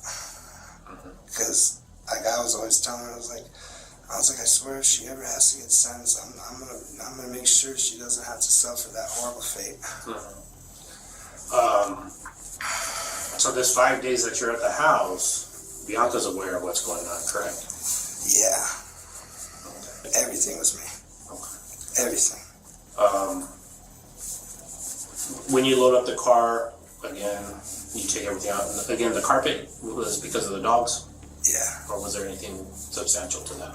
No, I just cleaned it just because it was just to get rid of evidence. So when you decide to finally leave, what do you do with your mom? I thought maybe if I moved her into the shower, it would just look like as if she slipped and fell. Okay. And then what else did you do? What additional stuff did you do after placing her in the shower? Door open or door closed? I think I had the shower door open. I just kind of crinked the water a little bit. I walked out, and then I locked the door. I said I loved her one more time. Did you vacuum? Yeah, like I said, I did everything. Vacuum, cleaned, tried to get as much as I could out. But I already knew it would already come back to me because they knew I was living with her and all that. Like, my brothers don't like me, her family doesn't like me. She was the only one that was ever on my side about everything, especially when the whole domestic violence happened. When I had that bipolar episode, and she still cared about me. In my heart, I really felt like I was doing was right. I mean, yeah, I could have just let her go on and on living and getting worse and worse. I just couldn't see it anymore. I just couldn't take it. So what happened with Bianca? Where's she at? Last that I know, she's in Tijuana. Did she eventually go back down there? Well, you said she got arrested, right? Yeah, something about she got arrested at the border. I don't know what happened with the car and everything, because we left it for a second, and we were first going over to get me over, and then she was going to get the car, go do what she had to do, and then cross it over, and then we were supposed to go deeper into Mexico, and then just start a new life. But it didn't work out. What connections other than you here in Cruces does she have? I actually have, this is where it's going to sound crazy, this is where it's going to really sound crazy. We only knew each other for a month before me and my mom went and got her. Okay. Like, I literally don't even know her real name. Like, she's transgender. There's a lot of stuff I don't know about her. Okay, so outside of Bianca, what do you know her name to be? I think it's maybe Lewis. I saw her license before. It was like Lewis, maybe it's like Lewis or something like that. Okay. Gender X. Any ties to anybody here in town, whether it's Cruces or out in Doña? No. Everything in the very beginning was just all lies. Everything I said in these last 5 whatever minutes is all the truth. Okay, who were you staying with prior to that? Her. It's only been my mom and me. So this whole time that you were supposed to be out of the house, the restraining order... She's been hiding me. You haven't been... Nowhere else. She's been hiding me. It's better to get everything out than to continue with certain lies, and even some of the stuff that you told me. I'm not going to take everything 100%. So if I go back and things don't match up, that's probably not going to look good for you, right? Yeah, because the other thing too is you'll probably find fingerprints around her arms, because I had Bianca finally help me move her into the shower. So that's some more of the truth. But honestly, when I first did, I tried to use a bag, and then she fought me. That's when I got my hands around her, and that's when I really started pushing it, and then with all my might. So then it kind of wrapped around like this, and then just really, just like this. Okay. You said you were trying to use a bag at first? Yeah, because I thought maybe if I used the bag, it wouldn't show my handprint, so it wouldn't lead to me right away. But the more she fought, and when she freaked out that what I was trying to do, she screamed out, like, help me, Jesus, and everything. And I was like, if I leave now, she's definitely going to call, and that's attempted murder. So then I was like, fuck it, just do it. And that bag? It was just like a black normal bag, like a trash bag. A big hefty bag? Yeah, like a big hefty one. But bitch was strong. She's always been a tough one. Oh, she's She's always been a tough. You said you had to get Bianca to help you. Yeah. So when you moved her from the floor to the It was just normally like I was like grabbed her wrist and just went like that. Put her in the shower. The ankles, and so when I put her in the shower and everything, I kind of put the bag on her face because I couldn't bear to look at it. So then the day that we were to take off and everything, I went in the shower. I could already smell her, like just whatever. And then when I pulled the bag off, my hand was shaking so bad because like maggots were already forming. And then I kind of just sprayed her down with some chemical cleaner. I don't know which one it is. And I just turned on the faucet and that was it. My father was here and everything. But my father came back in my life. When I was in high school, he was staying with us. And then Mom met Chuck online. And when they really started dating, she moved in with him. And he offered for me to go and stay. And I said, nah, for once I'll let my mom chill and have a good time. That's when I put up with my father's abuse some more. And then all of a sudden one day, I couldn't take it anymore, and I called Chuck, and I was like, can I please come live with you guys? I can't take it. What's your dad's name? Jack Waller, but he's dead. He died from cirrhosis in the liver and cholesterol. Dylan Alexander Waller was charged with first-degree murder and tampering with evidence. He pleaded guilty to both, and on December 18, 2024, he was sentenced to life in prison. Moving on to a case that started with two men who lost their lives on a porch, and before officers could even process the scene, the calls kept coming. I've got a black male victim that's down the front steps on the porch. I've got a white male victim down on the porch. I'm Sergeant Beneke with the Newman Police Department. I have 2 warrants for your arrest. Both of them are from. You understand that? Is there anything you want to say about that? No? Okay. On November 6, 2020, officers responded to a front porch where they found 2 deceased men, but they had no idea they were only looking at the beginning. The gentleman, Jim Bug, Willie Buzzard, came in the door, asked me to charge his phone, he said, hang out on the porch, shut the door, 6 guns. From where? Out here. I'm in the house, cleaning up because it's my... Do you know where they were coming from? No. I've got a black male victim that's down the front steps on the porch. I've got a white male victim down on the porch. The coroner is en route. Are either one of them the shooter? At this point, we don't know, sir. Did they see what happened, or do you know? That I'm not completely sure. Once I get some more information, I can either text it to you or I can call you back. Neither victim had a firearm, and therefore the shooter was still out there. In a desperate attempt, the police began to look for the shell casings in the area. Both victims were pronounced dead right at the scene. And then, just a few miles away, another call came in. We see any projectiles underneath the porch? I've got one that smacked this wall and fell down behind this wall. Okay. Maybe another one on the ground down there, but I just saw another strike right there. So. Okay. Hold on, let me get around where I Should can be one like right there. Because there's a strike in the wall right there. Where's that? There where I marked number 4. Just trying to see if these any signs of another projectile down here somewhere. Hey, excuse me, sir. Excuse me, sir. What's your father's name? Warner Mandrell Parks. Okay, how do you spell his first name? Warner? Warren? Warner. Warner, okay. Okay, so Warner Mandrell Parks, and it's 32081? Okay. Alright, so Warner.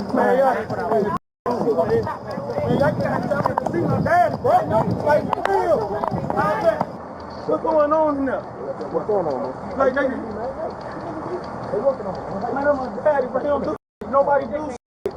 Oh my God, man. Hey, man, you talk. Hey, you remember me? The shell casings at the second scene matched the first. Same weapon. Almost certainly the same shooter. Witnesses told the police that the victim was standing in the parking lot and was shot from a moving vehicle. A crowd full of witnesses, too frightened to say a word. A 10-year-old boy stepped forward and gave investigators a name. Nelson. So you didn't move him at all? You just flipped him over?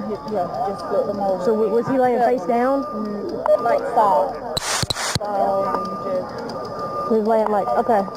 All right. I'm trying to figure out where the shooter may have been. You think he came from that way, from this way? Somebody gave me a knife and I cut the shirt off. Okay. And I felt right here on this side. And you didn't feel a pulse? When I did this, I didn't really. The car rolled bad. It was a car? The car rolled bad. 143. Who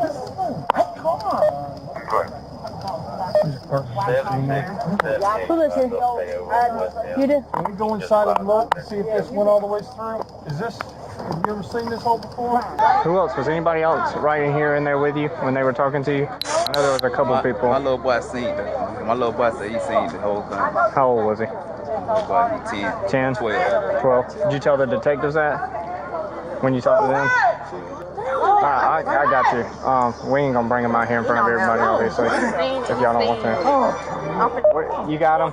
All right, just let me know. I got a 10-year-old boy that says he saw everything. Said he saw the whole thing happen. His mom's going to get him now. Okay. Mom's going to she said she didn't want to bring him out here and all this, but then she said, yeah, it doesn't matter, I'll bring him out to you. So I told her just to hang out and we'll bring him. Okay. All right. I figured maybe one of y'all want to talk to him. I know y'all got 100 things going on. Units, I get 162 to find out. Guy right there, white shirt on. He said his 10-year-old son saw everything. The whole thing happened. Mom's going to get him now, and she said she's going to bring him out. Okay, instead of making it a scene, yeah, that's what I told her. I'm going to introduce him to the coolest cop I know. Officers recognized it immediately. Before they could move on to it, a third call came in, this time at a hotel. 3 more victims, dozens of shell casings on the floor, all matched the same gun. In a single day, one man had taken 6 lives across 3 separate crime scenes. Local guy? I'm sure. I know Nicholas Nelson. Tattoos? I know where he stays at. That's his right address, yeah. I just talked to him like a couple days ago. He told me he lives there. What did you talk to him about? Remember, well, it may not have been a couple days ago, but a couple weeks ago when that stolen car, and we got it at What kind of car was it? Was it a brown Crown Vic? older model, I think. Was it for the tag on it? I think so. Did you do a report? Marcus did a report on it. I think it was a Crown Vic. He's a pretty easy guy to ID. He's a big dude, swole, tattoos all over him. Every hour Nicholas Nelson remained free was another hour the city was in danger. Then, a Crown Victoria matching the description turned up at a local hotel, and officers waited. I guess that's the Crown Vic, huh? Okay. 412, 414. Nicholas walked out calmly. He was arrested without a struggle, and in the interrogation room he was just as composed, with a story already prepared. Tell me about your evening, Nicholas. Been at hotel, eating a little bit, went to Walmart.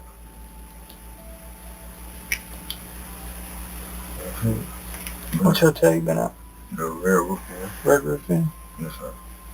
Been there all night? Yes, sir. What about your day? What happened earlier today? Anything significant in your life happened earlier today? Talked to my baby mama. Were you at the hotel all day, or were you out and about during the day? No, I've been at the hotel. You've been at the hotel all day and night? Yes, sir. What kind of car you drive, Nicholas? Crown Victoria. Crown Victoria? Yes, sir. Prior to going over to Joella's, where were you at? At the hotel. At the hotel? In your room? Yes, sir. By yourself? Yes, sir. Nobody, I don't really have any friends. So you were at the hotel all day today? Yes, sir. Been in the hotel all evening, everyone walking over to Joella's? That's beautiful. You let anybody borrow your car? No, sir. My car don't, you could just crank my car. And got stolen from Walmart, and I had to pull the lock thing out. Mm-hmm. So, I ain't let nobody borrow it, though. No, nobody borrow your car? Your car been sitting at the hotel all day? That I know of. Yeah. Did you make a police report today with the sheriff's department? I did. What was the police report about? My tag was stolen. He had an alibi for everything. He had even filed a police report earlier that day claiming his license plates had been stolen, a transparent attempt to get ahead of any witnesses who may have written them down at the scene. But detectives had already noticed something that didn't add up, and it was sitting right outside in the parking lot. The officers got out of the hotel. Your car was still warm to touch, like it had been driven. Why would that be? I don't know. It's an old car. I don't know. So you say nobody borrowed your car. You ain't been nowhere but earlier today, where you went to Walmart, Chase Bank, flea market, Franklin Highway. Then you walked over to Joella's and ate dinner. Other than that, you ain't been nowhere. Nobody borrows your car. Say you ain't been to Eastgate today. So why is everybody telling me you've been in Eastgate today? I don't know why they would say that. I had no idea. I mean, people always saying Nick about something. You know what I'm saying? Why would people always say something about Nick? They do that. Why? I don't know. I have no idea if I You say you ain't got no beef with nobody. I don't. But that don't make people like you. You see what I'm saying? Because just because you don't have any beef or they don't make them like you. Me and you ain't got no problem. But they don't make you like me or they don't make me like you. You see what I'm saying? But I don't know why people would say that. Why they say what they say, you know. Then, detectives laid out what they actually had. Multiple witnesses, independently and without hesitation, named Nicholas Nelson specifically, not just describing a car, his name. Like, I don't have any friends. People don't like me. You know what I'm saying? And well, I think you've been perfectly pleasant with me, dog. I mean, I get along with some people. Okay. You know what I'm saying? But some people people just don't like me. You know what I'm saying? Yeah. I don't know why. Like, I've been like that. Even my sister knows. I go. Be honest with you, do you nut up on people quick? I will. Okay. You know what I'm saying? But you know I just match energy. I got you know what I'm saying? Somebody help me out with this. Why is everybody telling us you've been in Eastgate tonight? I have no idea. And why would everybody have your name on their mouths? They've been like that for years. Everything, everybody, I can't tell you why people. And look, I've been doing this a long time. Right. Your name has never come up in anything I've been dealing with. No, but when Todd and all them was like people was shit out the only thing people saying. The police ain't been around here in a long time. And I ain't been in no trouble in a long time. I've been doing this almost a decade. Right. In prosecution. Your name's not popping up. There's a lot of names. Ricardo's name pops up all the damn time. Doc's name pops up all the damn time. I know all these guys whose names pop up all the time. Why is your name all of a sudden popping up in like everybody's mouth tonight? I don't know. You weren't over there? No. Did you cruise through there? No. I don't know why they was there. You know Mandrell's dead, right? I've been over there. I'm gonna know that. I don't watch the news. I don't talk to people. I don't talk to nobody at all. So nobody gave me no information. I was asking the police when they got me. So why's everyone telling us that you pulled the trigger? I don't know. I don't know. You do know. You do know why it's being said. Come on, man. Your name ain't come up in I don't know how long. And all of a sudden, I got Mandrell dead, and everybody running with your name in their mouth. I mean, here's the thing. We're trying to get justice for him, right? He's dead. He's gone. He's got siblings. He got nieces, nephews, cousins. And we're trying to figure out how we can get him justice. And everybody's pointing the finger at you. You tell me you don't have any beef over there. I mean, I know. So nobody's going to be sitting there lying on you. They don't have a reason to lie on you. I mean, I don't know that people lie. Have you done something to? I mean, we can go asking, hey, was it Nick Nelson? Tell me if it was Nick Nelson, right? I understand. I don't know why. You and I have never met before, right? Right, we haven't. And most people are glad when they don't get a chance to meet me. Because it means they're having a bad day. And unfortunately, right now, that's one of your days right now. Because right now, everybody is pointing the finger at you. I don't know. So help us understand why they're going to be saying it was Nick. Nick's out here doing it. I don't know, sir. I don't know. I can't explain it. I don't know. So when was the last time you were at Eastgate? I haven't been to Eastgate. Like I told them a few days, I went over there and bought some weed. I done been in tour with a lot of people. You know what I'm saying? Like I just told them, people don't like me. You know what I'm saying? Like, But people man, don't. People don't like, I get that. I get that people don't like people don't like me. Right. Okay. I mean, I know a lot of people don't like. But here's the problem. It's a big problem.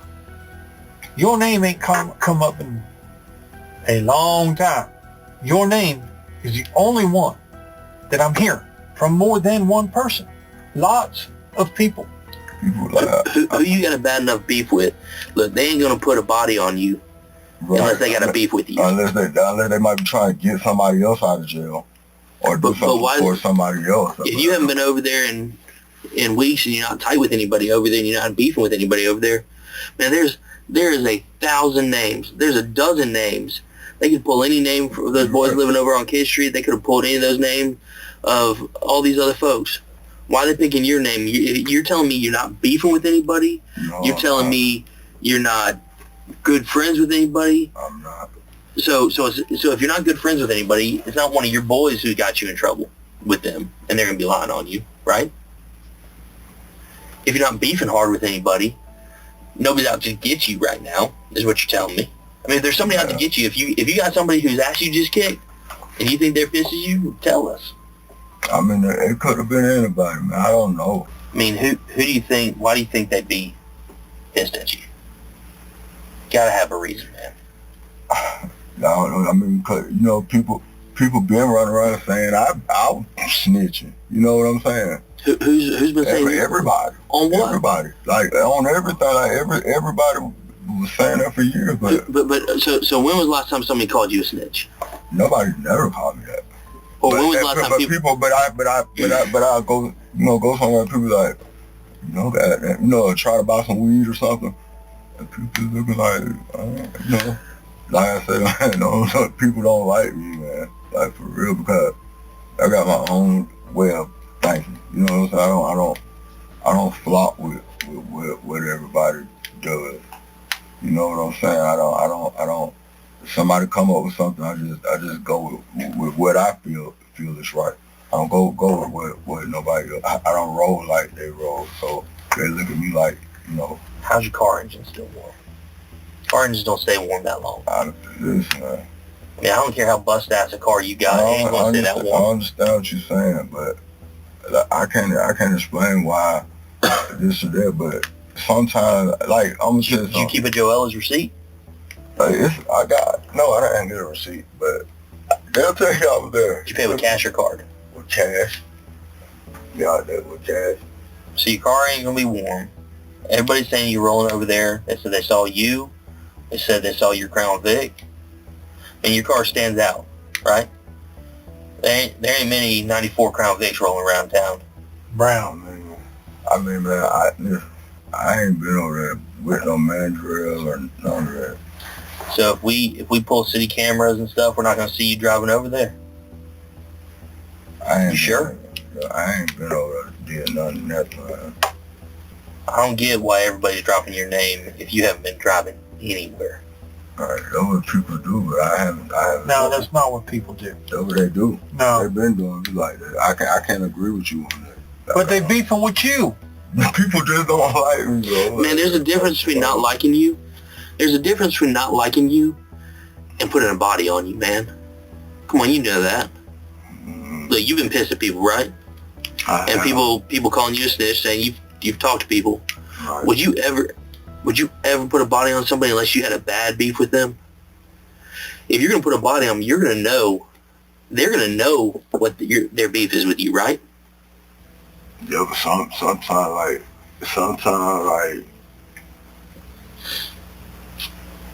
So, right now what we got is your timeline doesn't make sense. You're saying you haven't driven your car in a while, engine's hot. We got a ton of people over in Eastgate saying your brown Crown Vic that you've told us you didn't lend to anybody. No, I haven't lent my car to anybody. Was in Eastgate tonight. They didn't say some dude was driving a brown, like, Crown Vic. Didn't say people were driving a brown older car. They said Nick Nelson is driving his brown Crown Vic through here and rolled up on Mandrell. What's your beef with Mandrell? I don't have any beef with Mandrell. Why'd you shoot him? I didn't. When I heard your name, I didn't know who you were. I know who a lot of the names are, but I didn't know who you were. So what would you think if you were Sergeant Condon or me, and we roll over there, and everybody says, dark color, brown Crown Vic, Nick Nelson. Nate Nelson. And then came the footage. City cameras had captured his Crown Victoria driving directly into the area at the exact time of the second shooting, circling the block. Moments after it passed out of frame, witnesses scattered as shots rang out. Seconds later, the same car was caught burning through a stop sign at high speed. If we pull the city cameras, we're not going to see you, not going to see your car, right?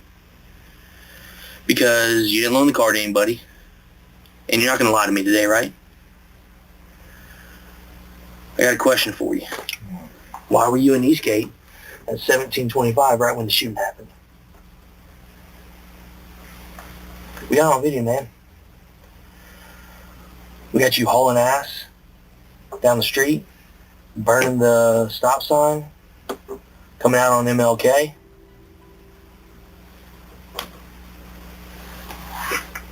We got the video of right after you passed the camera, everybody scattering coming to where the shooting happened. Hell, it don't.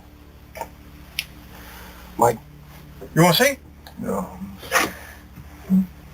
There's your car right there. That's you. That's you. so how many other brown Crown Vics we got with no tag on? Oh, that couldn't ain't me, bro.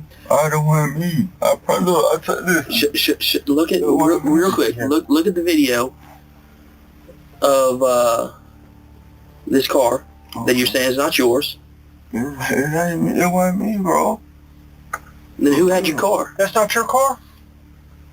That wasn't me. That's not your car? Oh, that wasn't me. Then who had your car? Yeah, who had your car? That wasn't me. Who had your car then? I don't know. That wasn't me though. Bro, that wasn't me. That wasn't me.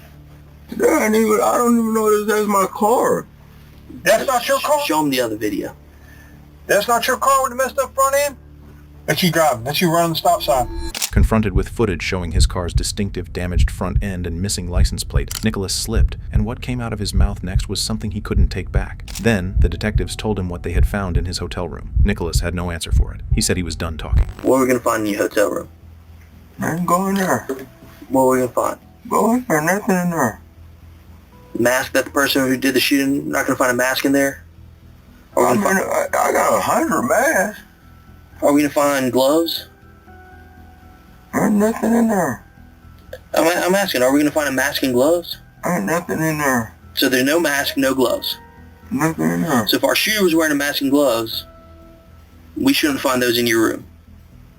I mean... And when I go pull the cameras from Joel's, I'm going to find you in there at the time you said you were in there, which would be the time your car was going through Eastgate. Are we going to find a gun? No. Are we going to find gloves? No. We're going to find a mask? No. You're not lying to me? No. Then why'd they already tell me they got the mask and the gloves in your room? I mean, I didn't... I mean, you're telling me you're not going to lie to me. You're telling me that you weren't at Eastgate. Your car wasn't at Eastgate. But we just showed you a video of your car at Eastgate showing you were in Eastgate. And don't you think it makes it a little... I'm going to start thinking you might have taken your own tag off? Because you had a plan? Do you agree that's your car? I'm not agreeing to that. Have you ever seen... You've been living in Noonan all your life, right? I've seen a lot of Crown Vics. In the past year, when was the last time you saw a brown 94 Crown Vic that matches yours? I don't know. I don't know. I don't be running around looking for Crown Vics. So I don't know. Man, you know that car stands out. Come on. It's not a question. I mean, here's the thing. This isn't a question to me at this point. Just hear me out. Hear me out real quick. This isn't a question at this point, right? We got a video. Okay. We got the video of you coming in at Eastgate. We got a video of you circling Eastgate. Right after you pass out of that camera, you see all the people alert, and they all go running over there. Less than a minute later, we got your car hauling ass, going around that stop sign nearly on two wheels, burning the stop sign at MLK. So either one of two things happen.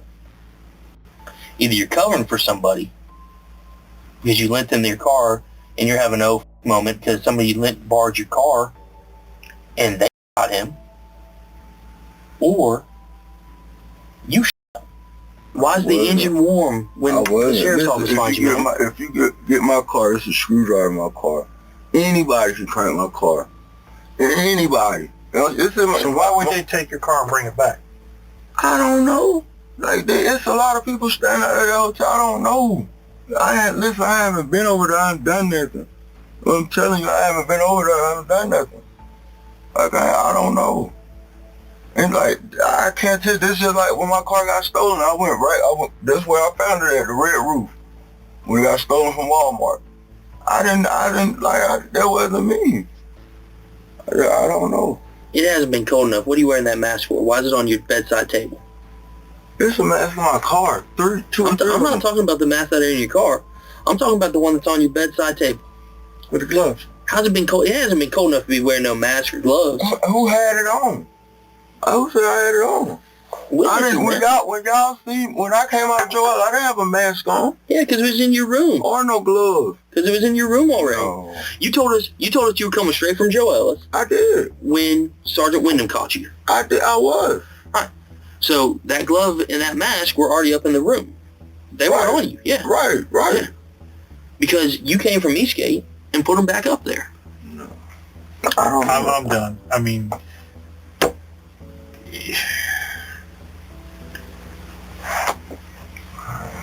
all right. It's all pointing at you, Bo. It's all pointing at you. Your car, your name. Folks over there seeing you. Okay.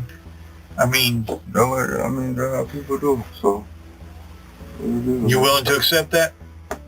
I know I ain't did nothing. I know I ain't did nothing. Nicholas Nelson was convicted on 6 counts of murder and sentenced to life in prison without the possibility of parole. Next, we have a case where what officers found inside that home didn't just shock them. It was deliberately designed to make sure they would never find the truth. And he has a note on his chest. Like, What does it say? I don't know. My mom closed the door really fast. I don't know what he took. I don't want to breathe it in. Stay inside, okay? We're thinking this might be a hazmat incident. Well, does anybody know what that note says? So he me. There's another body. On May 26, 2018, officers in Virginia were urgently dispatched to a house on 404 Patrick Lane. When police arrived, the roommates were so shaken by what they had witnessed, they could barely put it into words. This guy, he rents the rooms downstairs. Okay. 2 nights ago, we heard like really bad noise. Okay. We called him yesterday and today, and he wasn't pick up, so we decided to open the room because he really worked. Okay. And he has a note on his chest. Like, I don't. What does it say? I don't know. No My mom say. closed the door really fast. Only see, I close the door. Yeah, this is you guys. This is definitely you. What happened? Go ahead. You want to take a look? There's a note in there. Was it good? No, but just take a look. Yeah. Sorry. Yeah. You had obvious ones and Scott. Almighty, what is that? I don't know what all that crystal is. EMS 4. I don't know what he took. I don't want to breathe it in. Stay inside, okay? Okay, we probably need to evacuate this house. I think you should get hazmat out here, LT, to be honest with you. Yeah, they gotta make that call. The scene in front of the officers was so horrifying that being in there, even for a second, felt like an impossible task. That's when they knew they needed reinforcements. Are you the person in charge from rescue? Okay, well, we're thinking this might be a hazmat incident. Well, does anybody know what that note says? They didn't look, apparently. Right, I get it. But I don't want to have him go down there in case that powder is... He had powder? I didn't see any powder. No, it's a powder across his face, and now it's spilled across his chest, and it looked like maybe a baggie over next. I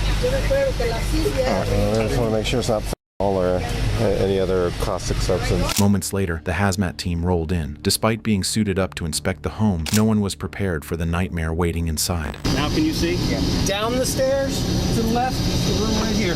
What does it say? There you go. There you go. What you say? So he me. There's another body. Yeah, and they kill him. Son. There's another body somewhere. Is there? Have you all been through the house? No, we have not. Where? Can you see his face, like what I'm talking about up there? Hey. You call Claudio. Yeah. What it was exactly? You see that powdery stuff? crazy. I killed him. Well, this is slashes, and I mean, I don't see much. I mean, we're just speculating here. It sounds like this might be a... What they discovered was straight out of a horror film. The victim, 40-year-old Alex Alfaro Castillo, was found lying face up with underwear shoved into his mouth, a white powder covering his face, and a chilling note left nearby. In the room, investigators uncovered a used condom and wrapper, an open bottle of wine, and 2 half-empty glasses. But the most disturbing find came from Alex's phone, a suspicious text from Dennis El Salvatrucho, a man the officers would soon encounter. He's over there. In a white shirt, right there on the black backpack. 546, they said that the suspect has white backpack on. He got out of the 57 in the close parking garage. Hey, stop right there. Stop. Stop. Get out. Stop. Right now. Get out. 546, he's running down Poetry Avenue. We're in front of 7-Eleven. He ran in behind those townhomes right there. What's he wearing? White polo shirt with thin blue stripes, black backpack, semi-dark jeans, black and white, like basketball shoes. 563, got eyes on Springer. Hey, get down! Get down! Get down on the ground! Stop! Show me your hands! The suspect had run after attacking a random man, but he wouldn't be able to get too far. The officers finally had him cornered, but they weren't prepared for the trick he was about to pull. Got me a gun pointing. Get down on the ground! Get down on the ground now! Get down on the ground! Somebody just passed me. Tell them to go back on Springer. Get down on the ground! Get down on the ground! Right now! Get down on the ground! Get down on the ground! Tell Fairfax to stop. Get down on the ground! Get down on the ground! Get down on the ground! Get down on the ground! I'm on Springer. They just passed me. I'm at the houses. Get down on the ground! Get down on the ground! Back towards Parker? I believe so. Get down on the ground! No, it's not. Then get down on the ground! Get down on the ground! Yes, you're being detained! Don't move! Don't move! What are you doing? Why are you arresting me? Why are you arresting me? What are you doing here? No. You start checking me. You don't know me. Stop. Stop. We're, I don't know where the other one is. Oh, there it is. Right here. I got it.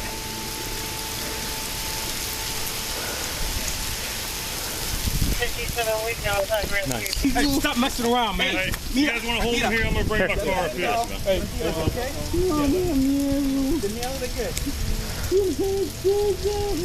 you got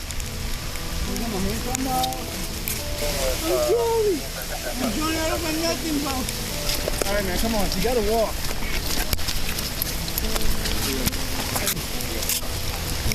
There you go. Get in from the water. No. Well, we're going to be out of service here for the Yeah. Oh, my head. You ready for a change of clothes? Yeah. Good? I'm good. It's a little wet, man. Yeah. Thanks, Chief. Your car is locked. Yeah. Whoever's car that is, it's locked. I'm going to move it down here. Yeah, I locked it when I got out. You guys good? Yeah. The suspect was identified as 20-year-old Dennis Castillo Hernandez, who was well aware of the fact that his freedom was slipping away and decided to make the most of it in the worst way possible.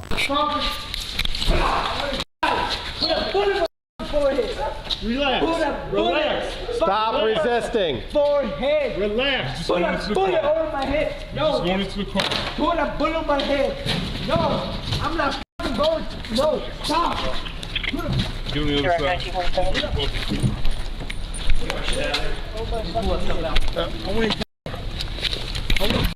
Relax. I want to stop resisting and relax. I want to calm down. Somebody else was gonna kill me. But Dennis wasn't done just yet. Upon reviewing the body cam footage, the officers discovered that Dennis had tried throwing away what appeared to be a phone once he realized he had been cornered. But the real shocker came after they located the phone on a random homeless man. Where'd you get this phone? The guy that... What guy? In there. What guy? The guy is type of other guy. The guy that's the other guy? Yeah. Oh, he gave you this phone? No, he living there. Oh, he left it over there? Yeah. Where'd he leave it? In there. And then I saved it for him. Where's in there? You're pointing over there. In there. On the side? Yeah. So where's that knife that he had? I'm not, Where's the knife that he had? Like, put it in the pocket. I know you told me that before, but if he put the knife in the pocket, why wouldn't he put his cell phone in the pocket? No, I'm not putting it in the pocket. Please. Are you going to jail? No, you're not going to jail. I promise you, you're not going to jail. All right? I can say that because I know that I'm not taking you to jail. So I just want to know, where did he put the knife? No, he put it in the pocket. Uh-huh. In the pocket. Okay, he didn't put it anywhere else? No. Finding Alex's phone was more than enough evidence, and soon the truth began to surface. Officers found Alex's ID, debit, and credit cards in Dennis's possession, and his fingerprints matched those on the notes discovered near Alex's body. But then came the most damning evidence of all, a disturbing video on Dennis's phone that sealed his fate.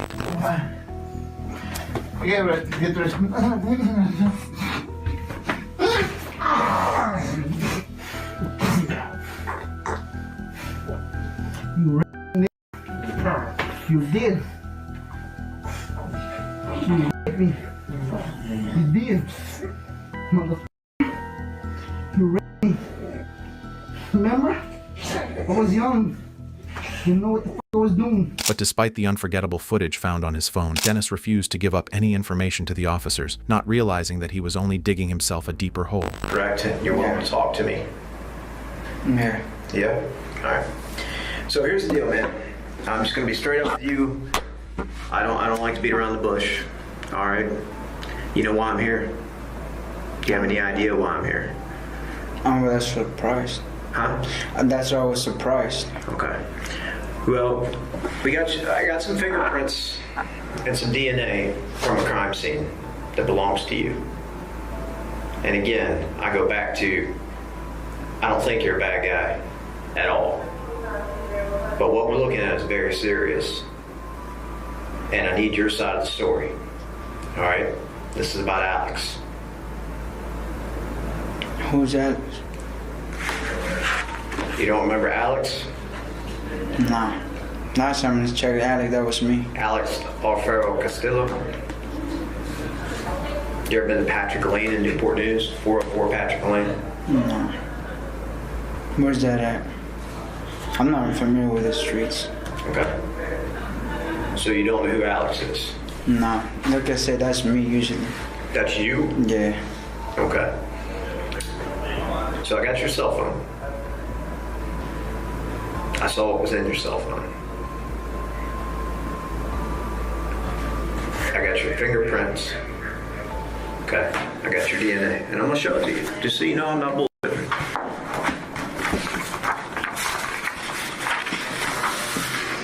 It's right here. Read that. You read? Can you read English? I don't know what that is, though. It's a fingerprint. Latent is a fingerprint. You know what that means? Without a doubt, 100% the population of the world, your DNA was on the note, along with the fingerprint, the note that you wrote. All right. You said a video? This is in reference to. I understand. You understand, and you know. Look, let's not bullshit each other. You said there's some videos. I have your cell phone. I have your cell phone. Okay. I have the phone records that put you at Alex's house that night. I have the GPS coordination. I have your DNA on the note that was on him. I have your fingerprint on the note that was on him. The evidence against him was indisputable. In 2020, Dennis pleaded guilty to second-degree murder. He was sentenced to 40 years in prison, which he's currently serving out in Red Onion State Prison in Wise County, Virginia. Moving on to a missing woman's case that led officers straight into one of the most gruesome discoveries of their careers. We're looking for Kelly or Kelly? If you guys want to come by another time, just not right now. Let me at least have a day where I can clean up and do things. What's in the cooler? Oh, that's for when the summer comes around. I'm gonna have parties and stuff. Well, I gotta you're detained right now, okay? Go on out. I'm detained. You're detained. Right? Walk out there. On May 23, 2019, police showed up at an apartment building on North Maple Street in Sturgis, a quiet little town in Michigan, just above the Indiana border, after reports of a missing woman named Kelly. But the second they reached the front door, they sensed something was terribly off. We're looking for Kimberly. Kelly? Or Kelly. You know Kelly? Kimberly or Kelly? From the shelter, maybe? KJ? KJ? Yeah. Nickname KJ. 466 stop. Sorry. Oh, I don't know. I haven't heard from that person in some months. She hasn't been around in a while. She doesn't live with you or do you know her? I haven't heard from her in a while. The last time I've seen her is a couple months, and last I heard she's in Kalamazoo, and after that I haven't heard from her. Okay. Alright. Well, we just need to talk to her. Oh, well. Do you mind if we come and look, see if make sure she's not here? I can tell you she's not. I mean, you know,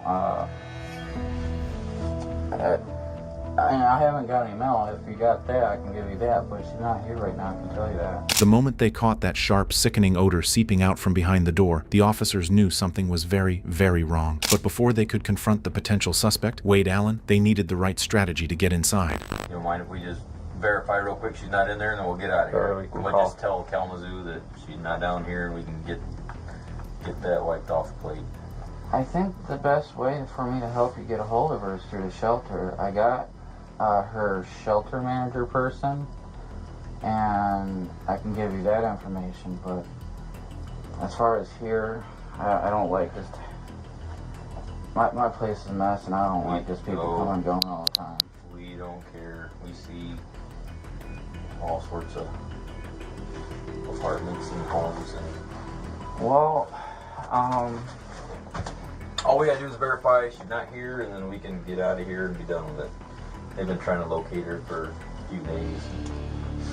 I've been waiting to hear from her on Facebook, and I haven't heard from her. So that's all I could tell you is try Kalamazoo. Like, she hasn't been here in forever, and I don't know what to tell you.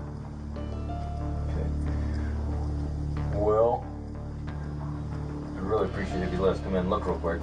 We could care less about whatever your apartment looks like. Hey, you Signal 5? Singleton. I don't know. I feel iffy.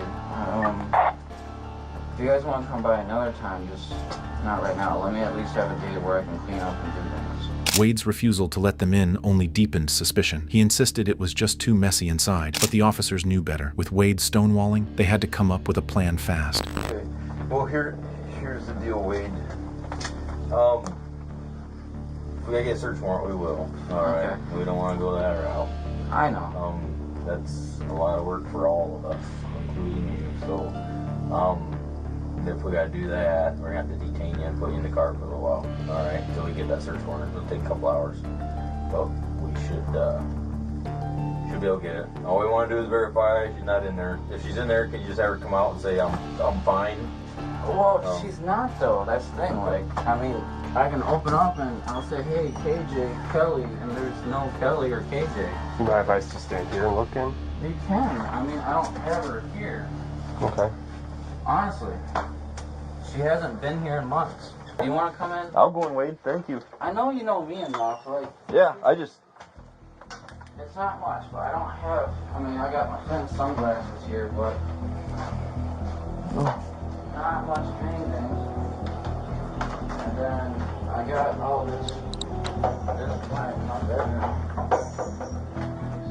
As the officer walked through the apartment, the smell grew more pungent, making even standing there impossible. Suddenly, the officer's eyes locked on something unsettling in the corner. What's in the cooler? Oh, that's for when the summer comes around. I'm gonna have parties and stuff, so. All right, no problem. Can you open that for me, and then we'll get out of here? Well, Not right now, I can't. Like, I mean, I want to save that for later. Okay. For when the summer gets here, so. But I showed you, she hasn't been here in forever. Okay. Well, you don't. Why don't you just open that cooler and we'll get out of here? I just want to make sure anywhere that she could be hiding. She's not gonna be hiding. Well, okay. I just need to know that. Okay. Wade kept stalling, grasping at excuses, but the officer wasn't backing down. He was determined to open that cooler, no matter what Wade said. All right, man. You can walk me to the front then. All right. You want to open that cooler for me? Well, Can you open the fridge for me? Make sure she's not hiding in there. there's no point in the fridge either. Like, I mean, it's just food and stuff. I understand. You know? All right. Why don't you throw your shoes on real quick? Well, I helped you out. I showed You did partially, but you have shoes you can throw on real quick? Yeah, a little bit. But here, I'll help you. You know. Okay, I'll help you out. Go on out. Well, I gotta get You're detained right now, okay? Go on out. I'm detained. You're detained right. Walk out there. You said I said you're not gonna get them on now. I'm giving you the opportunity to walk out there. Do it now. You got anything illegal on you? No, I don't. Okay, put your hands behind your back. You got a knife or anything like that? No. Okay. Why don't you turn around against the wall real slowly? Being detained, I'm just. Okay. Can I look in that cooler over there? That's kind of, like I said, later on and summer stuff, but I'm trying to keep my stuff kind of private, you know? Well, that's fine. All I want to do is open it, say, KJ, you in there, and then close it right back up, and I'll get out of here. You'll be out of handcuffs, and we'll be gone. Well, let's have a warrant for the rest of this, and I'll just get detained. With Wade finally detained, the officers had to transport him to the station and wait for the search warrant. But that was when Wade started spiraling. I'm just claustrophobic. Okay. I really am. Well, all right, we'll head back there, okay? We'll put you... I'm really feeling claustrophobic right now. Okay. Well, we could end this all. You could take me in there and let me look around more, or we can... I've got to take you back and put you in a cell while I'm doing the search warrant. So it'll take a... I have to be in a cell? However, the wait for the search warrant wasn't an easy one, not with an antsy Wade in the picture. I'll start with saying that she's hyperglycemic. Okay. Alright, so her eating levels are important. She has to have a certain amount of sugars or whatever. I only bring that to attention because I know at one point while she was making cereal, she fainted and really hurt her head, and it really concerned me. Because a little after that, I started seeing impairment issues. How long ago would you say that was? So just for reference, today is May 23rd, and right now it's approximately 4:47 in the morning. Like I said, her motor skills and memory were starting to not be at her best. Okay. When she fell, you described it as she kind of fell backwards and hit the back of her head on the floor? Yeah. Where in, was this at your apartment at 209? Okay. Where inside of the apartment did she fall, and where did that happen at? Kitchen. In the kitchen? Okay. Wake up in the morning, she's in the bathtub, she's not breathing. What transpired from there? Well,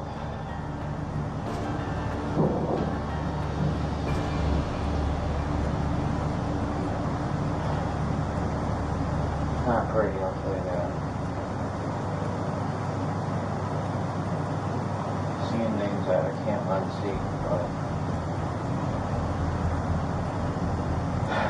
Okay, so it took me a while to get some coolers.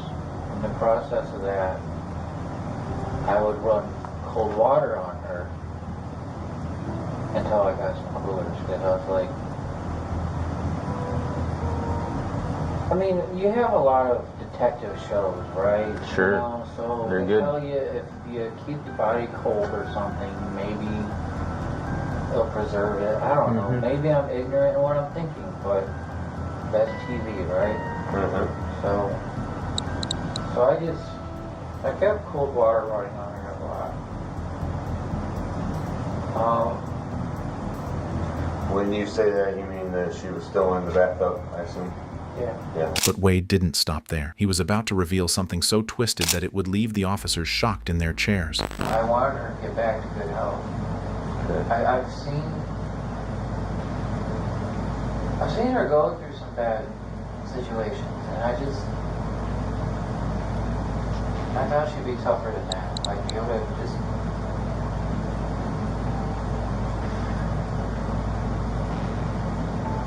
I just didn't realize how much. And I've never seen that woman scream. Never. I might have only seen her cry maybe 4 times. Okay. What caused her to cry? 2 times was pain related. Like where she got hurt, she cried. How'd she get hurt? Was it, did she cut herself bad, or was it a broken bone, or? Just...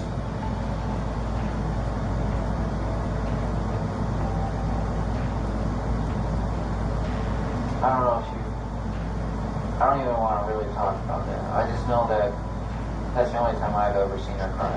Okay. It was twice out of pain. Okay. And twice when I left her alone. You don't want to talk about it? Cause did you cause the pain to her? And you can be honest with me, Wade. It's all about getting everything off your chest. When I left her alone, I know when she cried being alone, I caused that emotional pain, physical pain.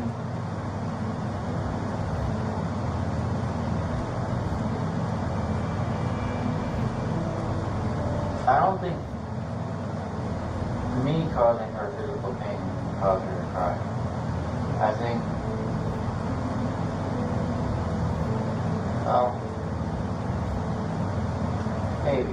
Maybe it was a little physical pain from you. It might have been, but it's only been twice I've ever seen her cry for me. She doesn't cry very often. Gotcha. She's tough, And she doesn't yell or scream. She don't yell or scream. She's just tough, though. Yeah.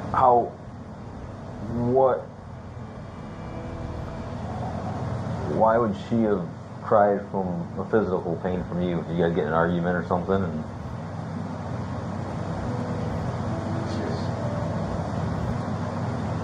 I don't want to talk about that part. Investigators quickly realized that unless they came up with a smarter plan, Wade wasn't about to crack, so they switched up their tactics.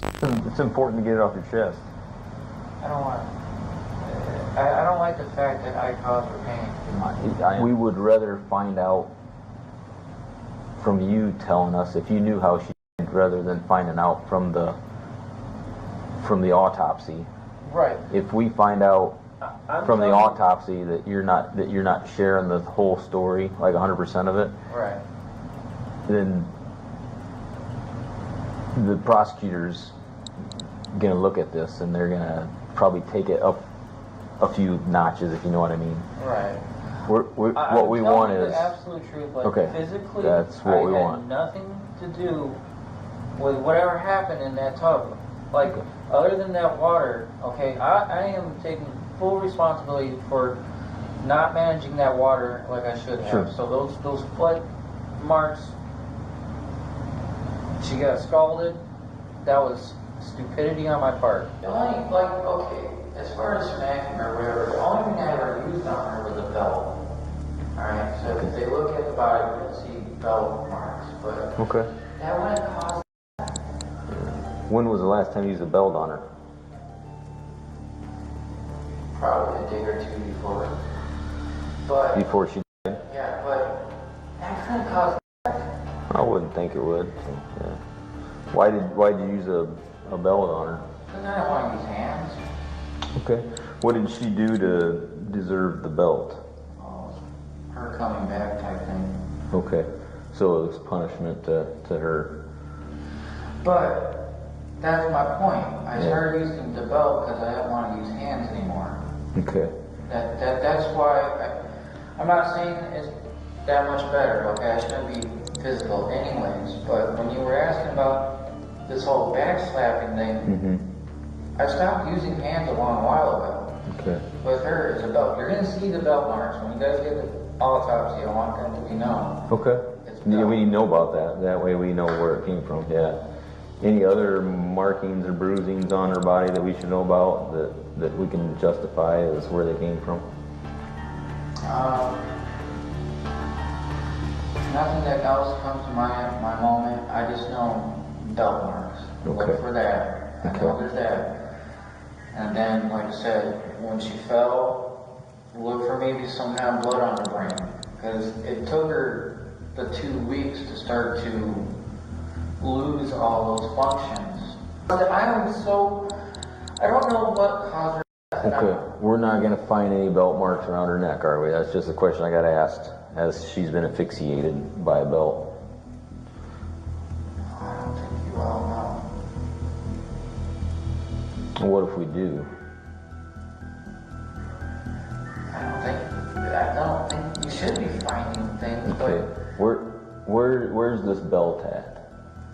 It's in the house. Where would it be in the house? Back at the apartment, the cooler was finally forced open. What the officers found inside confirmed every fear they had walked in with.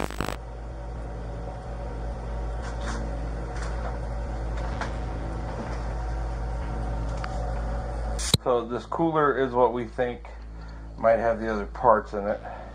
I saw some toes and an ankle. Are you able to open that up?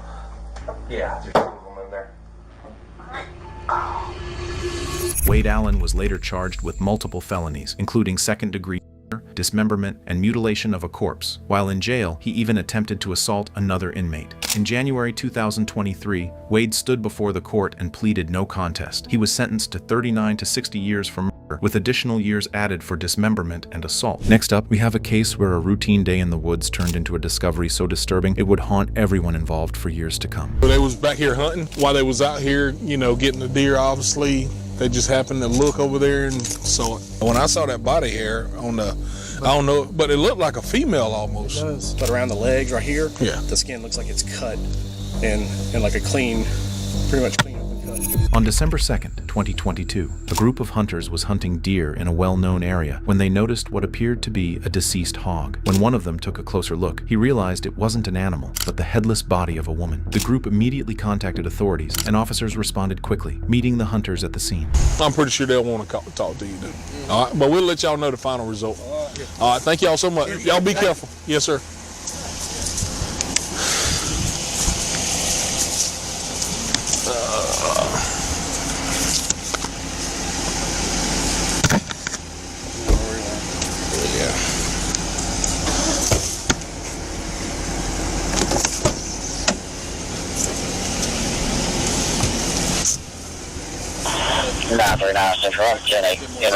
Yeah, I'm gonna back up. Hey, do you want to come straight or you want to back out, brother? And I can back up while you can pass me. Okay. All right, Timbo. You guys going this way or that way? You can come this way. Yeah, go ahead and put it up, starting at one of those trees down past it. Probably, I would say 20 yards. And come back this way. The body was found without the head and legs in Liberty County, Georgia. The gruesomeness of the scene was so severe that the woman could not be identified at first. As time passed, officers continued working the scene, trying to understand what had happened that day. Hey, Martin, if I was you, I would bring it this way. I wouldn't carry it straight across.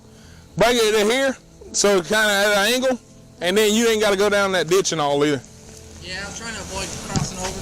Yeah, just tie it off to that one. And then we'll take it from there down to my patrol car, one of the trees. One of the trees will be fine, just in case. You been taking care of our boy? Man, listen, Martin said he do not want to come back over there to y'all. Oh, tie it up here, Martin. Yeah. Whatever, I like work. Yeah. Martin, we're going to get you some putting up crime scene tape classes. Huh? We're going to get you some classes, don't worry. See, he did a wonderful job. How did you guys find this thing?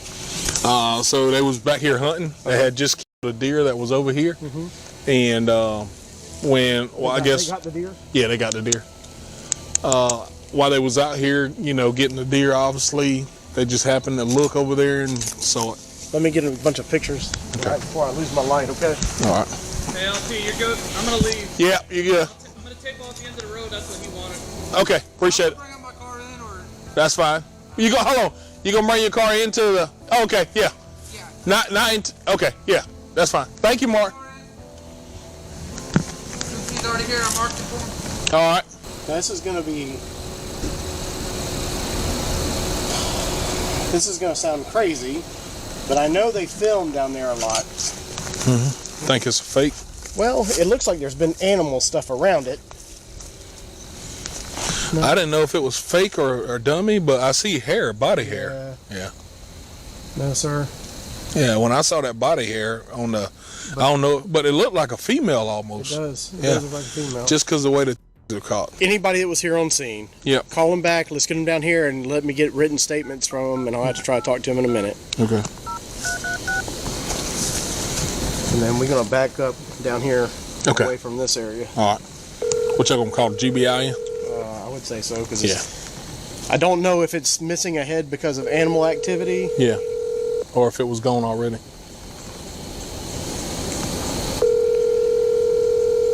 That's gonna take some DNA to identify. Yep. Well, you can get fingerprints. And they went to the hunting club down here.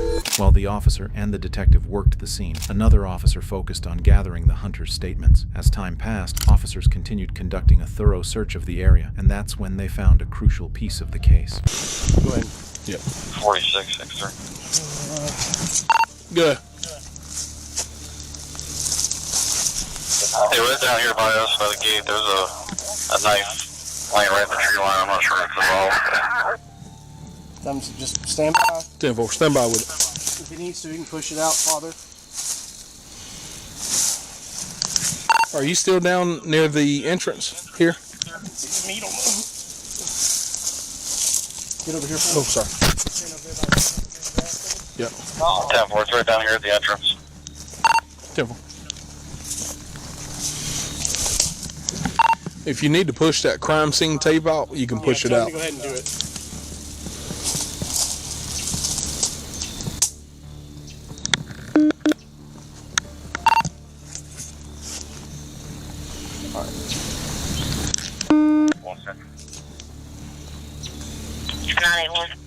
Has anybody called the coroner? No, not yet. Yeah. Yeah. It's real. Mm-hmm. Very real. Yeah. And it appears that the legs and stuff have been cut off. 6366. Nope, it's a pretty clean kind of cut. Did y'all push the tape out past that object? 10-4, we're trying to do that now.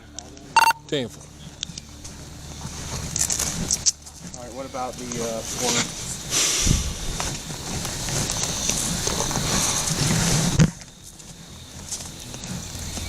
They were waiting on me to get here, but that's fine. I mean, it's not the only thing we're losing is light.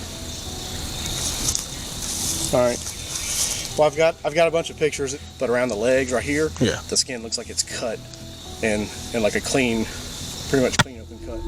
Not far from where the body was found, the duo discovered a knife discarded along the side of the road. While it had not yet been confirmed that the knife was connected to the crime, the coincidence of finding a body with clean cuts and a knife in the same area was impossible to ignore. According to the detective, the body had likely been lying in the ditch for approximately 5 days before being discovered by the hunters. We got a good mark on that knife down there. Just don't want me to touch it. I just want to make sure. I haven't been down there, just besides me telling them to push the tape back. That's fine. To encompass that. Huh? To enclose the... Yeah, correct. To enclose the knife on it. If she was... My theory would be if she was cut, they could have done it at the LeConte place and dumped the body. There's big ditches over there. There's like that little waterfowl area. Mm-hmm. And honestly, if they did this 5 or 7 days ago, that ditch probably would have been full. As of now, it appears to be a white female. Now, I can give him a little more detail since it's Chief. Oh, absolutely. Yeah. Okay. Just make sure. I had to ask Frost, but no. Chief, the head is missing on it and the legs is missing on it as well. There is animal activity, but it does not appear. There's animal activity, but it don't appear that's what, severed the head and the legs and stuff. It looks like the skin's cut clean. Look like the skin is cut clean, he said. Also, while they was up there doing statements from the people at the head of the road where this hunting club is, they've located a knife also. Not sure if it's involved in this or not, but we went ahead and put crime scene tape up so that we can, you know, get included in the evidence as well. So Detective Frost notified his supervisor and is trying to get her to call the GBI in. I'm not sure if she's did that or not yet. Let me ask him. She said she wanted to wait until she got on scene. You got a fingerprint machine, don't you? They can. So if the coroner, well, this is the thing. So if the coroner doesn't have it, I know we've got a. I want to say Richmond Hill's got the fingerprint machine too. They've got IAFIS. Live scan. But what you have to do is to roll the fingers. Yeah, we've got the post-mortem kit to be able to do that. It's just basically it's just a stiff metal backing to hold the finger while you roll it so there's no skin slippage and stuff. As the investigation continued, investigators located the remaining body parts scattered across 3 different counties. Once all the remains were recovered, officers conducted a familial DNA test and identified the victim as 40-year-old Mandy Casotis. Just one day after she was identified, her husband Nicholas Casotis was located and arrested. Investigators found it suspicious that Nicholas had never reported his wife missing, and their concerns deepened when they discovered he was married to another woman and had been living under the name Nicholas Killian James Stark in an attempt to avoid being located by police. That attempt failed, and as investigators dug deeper into the case, they uncovered that what happened to Mandy wasn't a random act of violence or a sudden argument that escalated into murder, but a carefully constructed plan that had been unfolding for years. Authorities learned that Nicholas had created a fictional persona named Jim McIntyre, whom he claimed controlled the couple's movements and bank accounts. He told Mandy that this person was chasing them, leading the couple to move through nearly 50 different residences over the years, all part of Nicholas's calculated scheme. Investigators also discovered that Nicholas owed $1.5 million in debt to his ex-wife, a debt he never paid, and which appeared to be the true reason the couple was constantly on the run. Despite sustaining this elaborate and delusional plan for years, Nicholas ultimately failed and was taken into custody. On the day of his sentencing, in 2025, he faced the harsh consequences the law imposed on his fate. Count 1, malice, guilty. Count 2, felony, guilty. Count 3, aggravated assault, guilty. Count 4, concealing of another, guilty. Count 5, possession of a knife during the commission of a felony, guilty. Count 6, possession of a tool for the commission of a crime, guilty. Count 7, possession of a tool for the commission of a crime, guilty. Count 8, possession of a tools for the commission of the crime, guilty. Count 9, possession of a tool for the commission of a crime, guilty. Count 10, possession of tools for the commission of a crime, guilty. Count 11, removal of the body parts from the scene of the guilty. Count 12, tampering with evidence, guilty. On this 14th day of August 2025. Investigators concluded that the motive for the crime was a combination of financial pressure and Nicholas's desire to build a new life with another wife, although he tried to shift the blame to the fictional character he created, claiming that the man who had been chasing them was responsible for the crime. No one believed his story, and in the end, he was sentenced to life without parole.